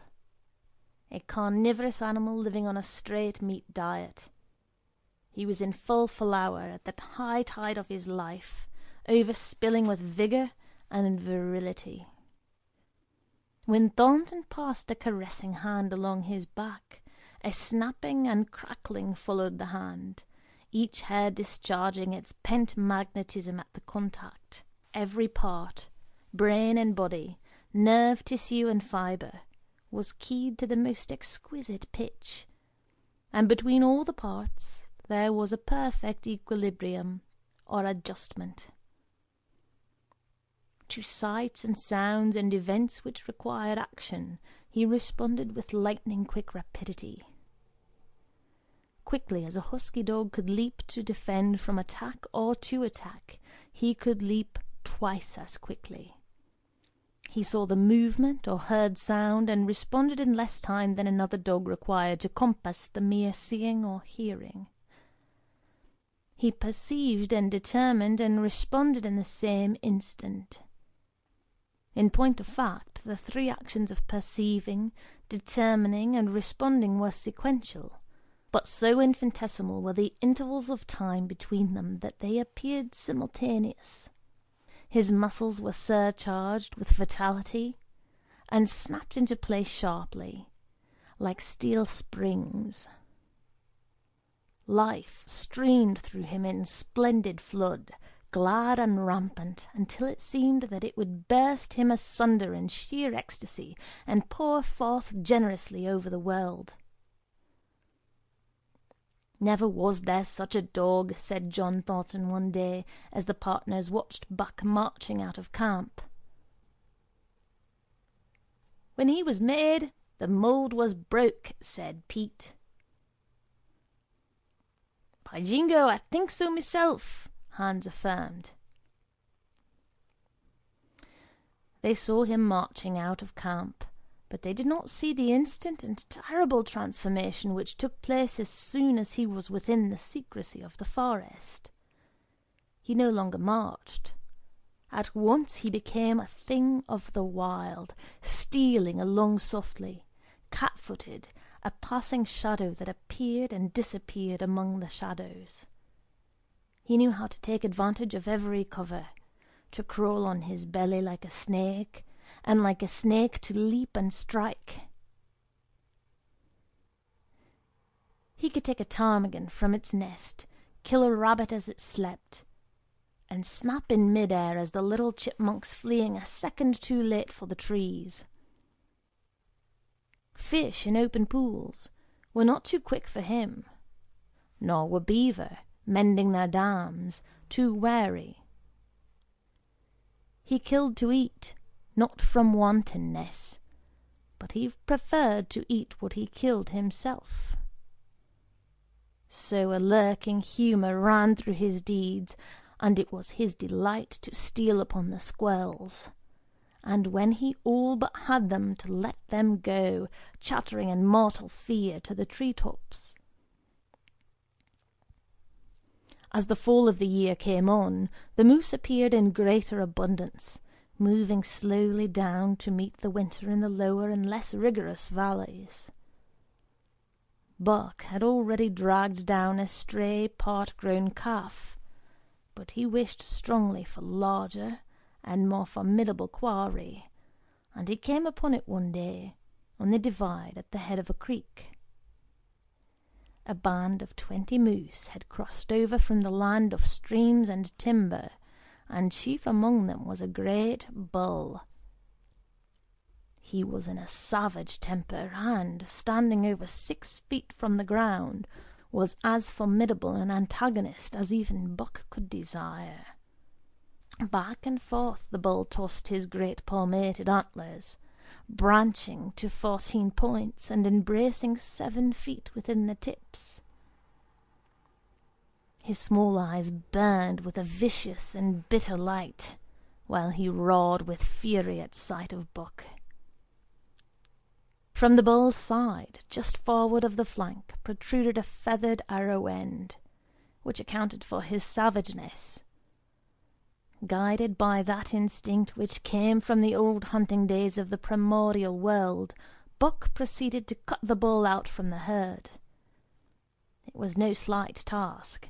He would bark and dance about in front of the bull, just out of reach of the great antlers and of the terrible splay hoofs, which could have stamped his life out with a single blow. Unable to turn his back on the fanged danger and go on, the bull would be driven into paroxysms of rage. At such moments he charged Buck, who retreated craftily, luring him on by a simulated inability to escape. But when he was thus separated from his fellows, 2 or 3 of the younger bulls would charge back upon Buck and enable the wounded bull to rejoin the herd.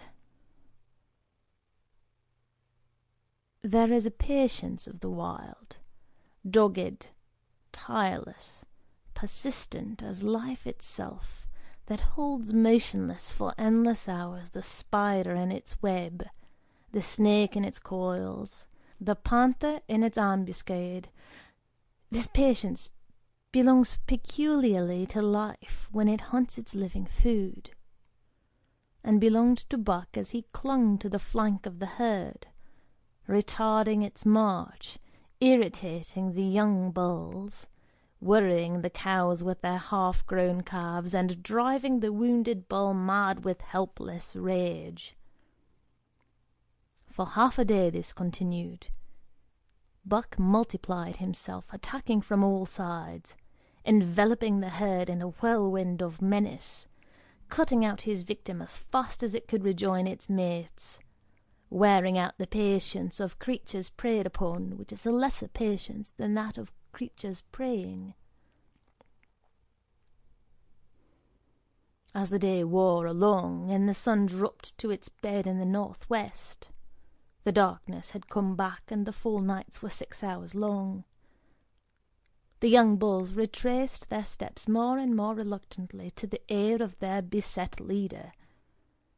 The down-coming winter was harrying them on to the lower levels, and it seemed they could never shake off this tireless creature that held them back. Besides, it was not the life of the herd, or of the young bulls, that was threatened. The life of only one member was demanded, which was a remoter interest than their lives, and in the end they were content to pay the toll. As twilight fell, the old bull stood with lowered head, watching his mates, the cows he had known, the calves he had fathered, the bulls he had mastered, as they shambled on at a rapid pace through the fading light. He could not follow, for before his nose leaped the merciless fanged terror that would not let him go. 300 weight more than half a ton he weighed.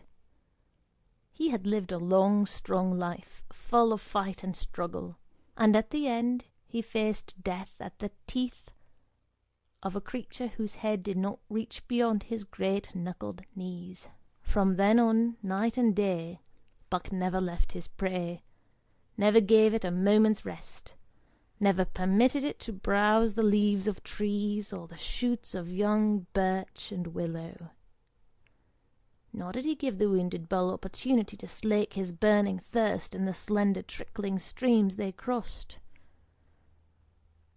Often, in desperation, he burst into long stretches of flight. At such times Buck did not attempt to stay him, but loped easily at his heels, satisfied with the way the game was played, lying down when the moose stood still, attacking him fiercely when he strove to eat or drink. The great head dropped more and more under its tree of horns, and the shambling trot grew weak and weaker, He took to standing for long periods, with nose to the ground and dejected ears dropped limply, and Buck found more time in which to get water for himself and in which to rest. At such moments, panting with red lolling tongue and with eyes fixed upon the big bull, it appeared to Buck that a change was coming over the face of things. He could feel a new stir in the land. As the moose were coming into the land, other kinds of life were coming in.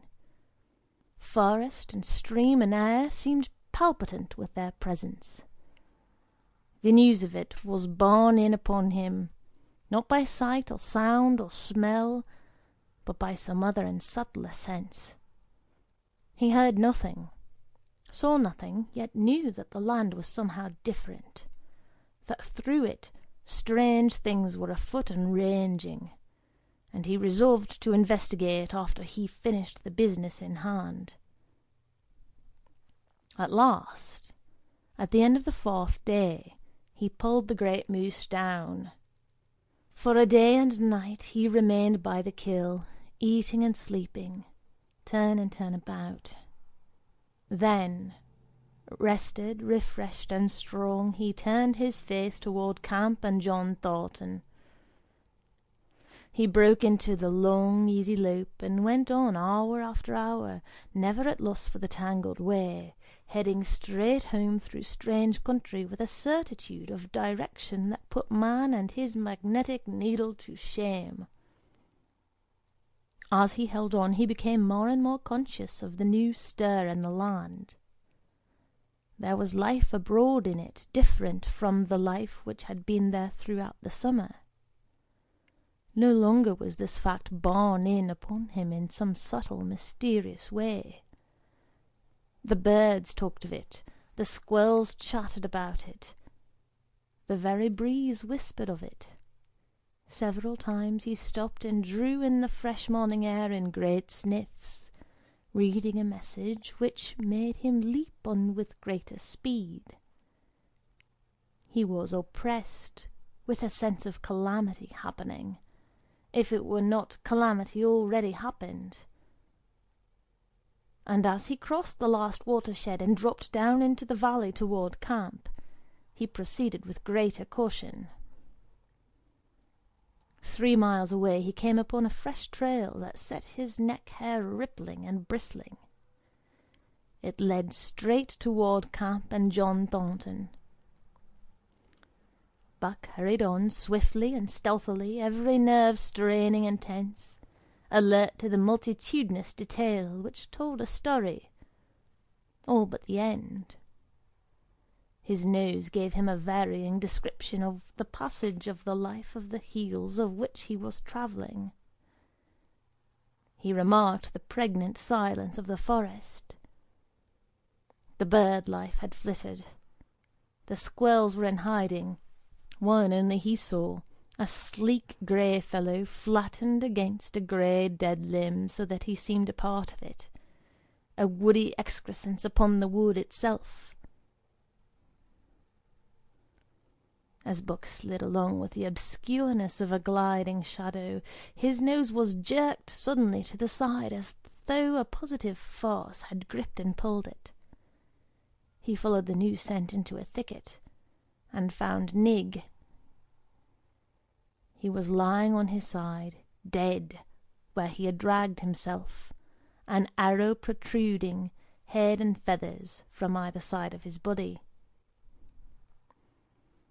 100 yards farther on, Buck came upon one of the sled dogs Thornton had brought in Dawson.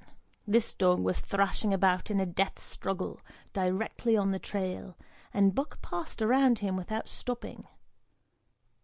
From the camp came the faint sound of many voices rising and falling in a sing-song chant. Bellying forward to the edge of the clearing, he found Hans, lying on his face, feathered with arrows like a porcupine. At the same instant Buck peered out where the spruce bough lodge had been, and saw what made his hair leap straight up on his neck and shoulders. A gust of overpowering rage swept over him. He did not know that he growled, but he growled aloud with a terrible ferocity. For the last time in his life he allowed passion to usurp cunning and reason, and it was because of his great love for John Thornton that he lost his head.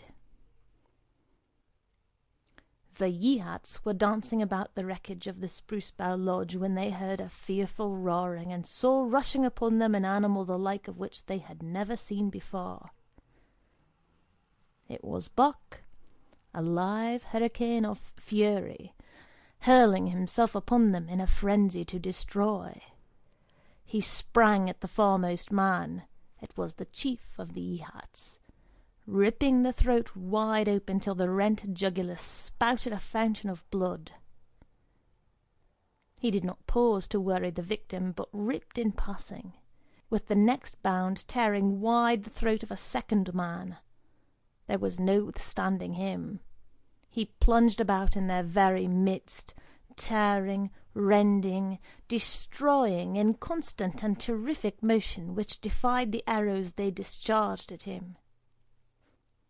In fact, so inconceivably rapid were his movements, and so closely were the Indians tangled together, that they shot one another with the arrows. And one young hunter, hurling a spear at Buck in mid-air, drove it through the chest of another hunter with such force that the point broke through the skin of the back and stood out behind. Then a panic seized the Yeehats, and they fled in terror to the woods, proclaiming as they fled the advent of the evil spirit. And truly Buck was the fiend incarnate, raging at their heels and dragging them down like deer as they raced through the streets. It was a fateful day for the Yeehats. They scattered far and wide over the country, and it was not till a week later that the last of the survivors gathered together in a lower valley and counted their losses. As for Buck, wearying of the pursuit, he returned to the desolated camp. He found Pete where he had been killed in his blankets in the first moment of surprise. Thornton's desperate struggle was fresh written on the earth, and Buck scented every detail of it down to the edge of a deep pool. By the edge, head and 4 feet in the water, lay Skeet, faithful to the last. The pool itself, muddy and discoloured from the sluice boxes, effectually hid what it contained.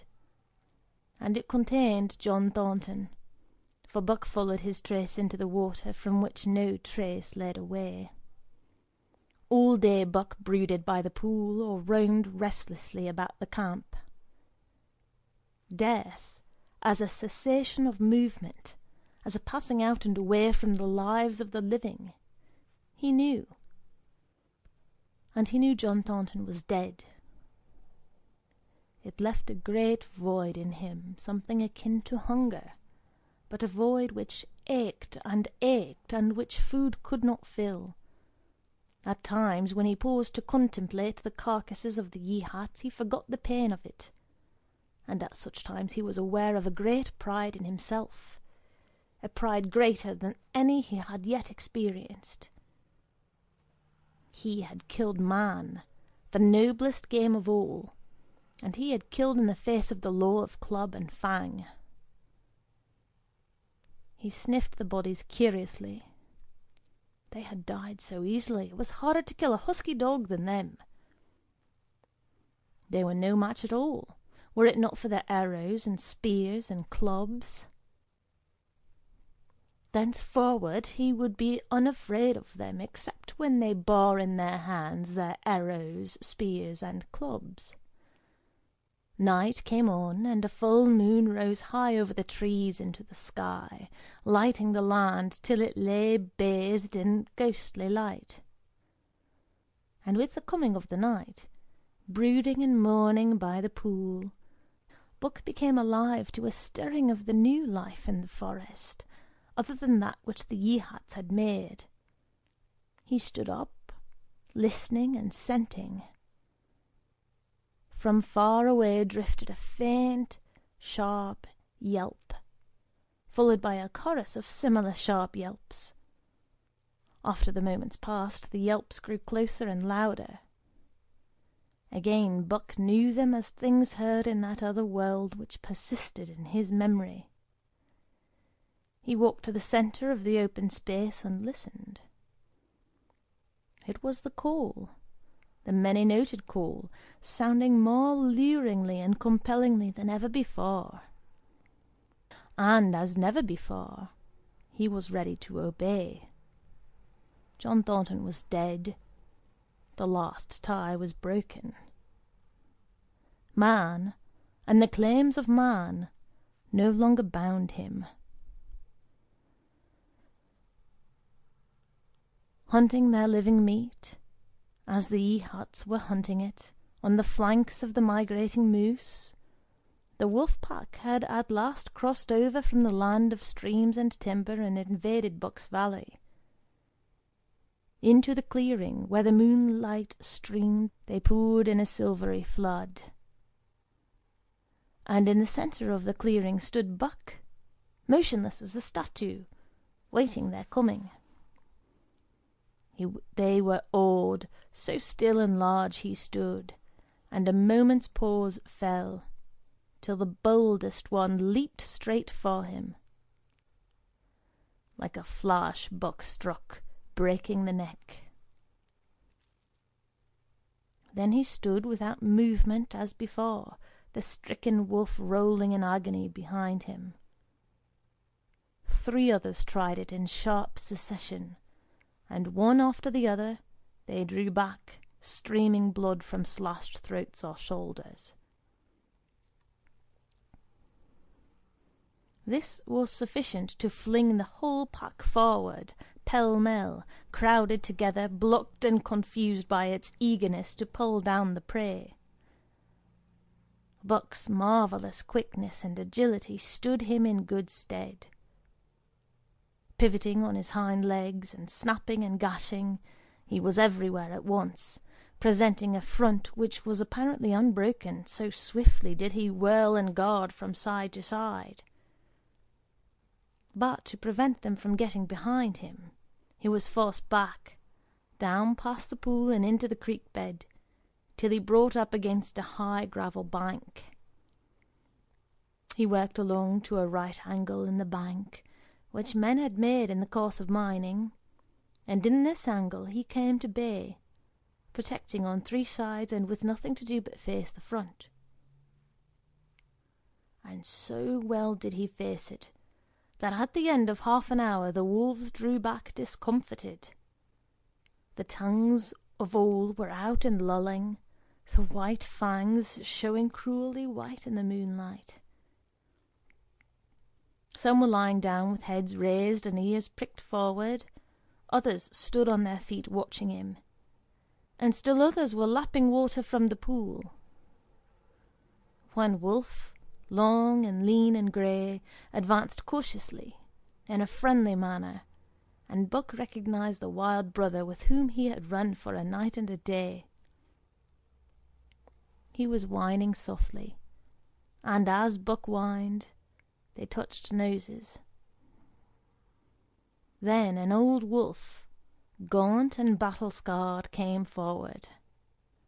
Buck writhed his lips into the preliminary of a snarl, but sniffed noses with him, whereupon the old wolf sat down, pointed nose at the moon, and broke out the long wolf howl. The others sat down and howled. And now the call came to Buck in unmistakable accents. He, too, sat down and howled. This over, he came out of his angle, and the pack crowded around him, sniffing in half-friendly, half-savage manner. The leaders lifted the yelp of the pack and sprang away into the woods. The wolves swung in behind, yelping in chorus. And Buck ran with them, side by side with the wild brother, yelping as he ran. And here may well end the story of Buck. The years were not many when the Yeehats noted a change in the breed of timber wolves, for some were seen with splashes of brown on head and muzzle, and with a rift of white centering down the chest. But more remarkable than this, the Yeehats tell of a ghost dog that runs at the head of the pack. They are afraid of this ghost dog, for it has cunning greater than they, stealing from their camps in fierce winters, robbing their traps, slaying their dogs, and defying their bravest hunters.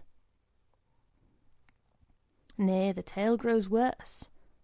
Hunters there are who fail to return to the camp, and hunters there have been whom their tribesmen found with throats slashed cruelly open, and with wolf's prints about them in the snow greater than the print of any wolf.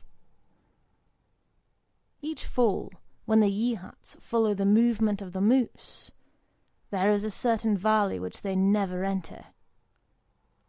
And women there are who become sad when the word goes over the fire of how the evil spirit came to select that valley for an abiding place. In the summers there is one visitor, however, to that valley, of which the Yeehats do not know. It is a great, gloriously coated wolf, like and yet unlike all the other wolves. He crosses alone from the smiling timberland and comes down into an open space among the trees. Here a yellow stream flows from rotted moose-hide sacks, and sinks into the ground with long grasses growing through it and vegetable mould overrunning it and hiding its yellow from the sun. And here he muses for a time, howling once, long and mournfully, ere he departs. But he is not always alone. When the long winter nights come on, and the wolves follow their meat into the lower valleys, he may be seen running at the head of the pack through the pale moonlight or glimmering borealis, leaping gigantic above his fellows, his great throat a bellow, as he sings a song of the younger world, which is the song of the pack. End of chapter 7. End of Jack London, The Call of the Wild. Thank you for listening to Narrated Books. If you enjoyed this audiobook, hit like and subscribe for more amazing stories. What book should we narrate next? Let us know in the comments.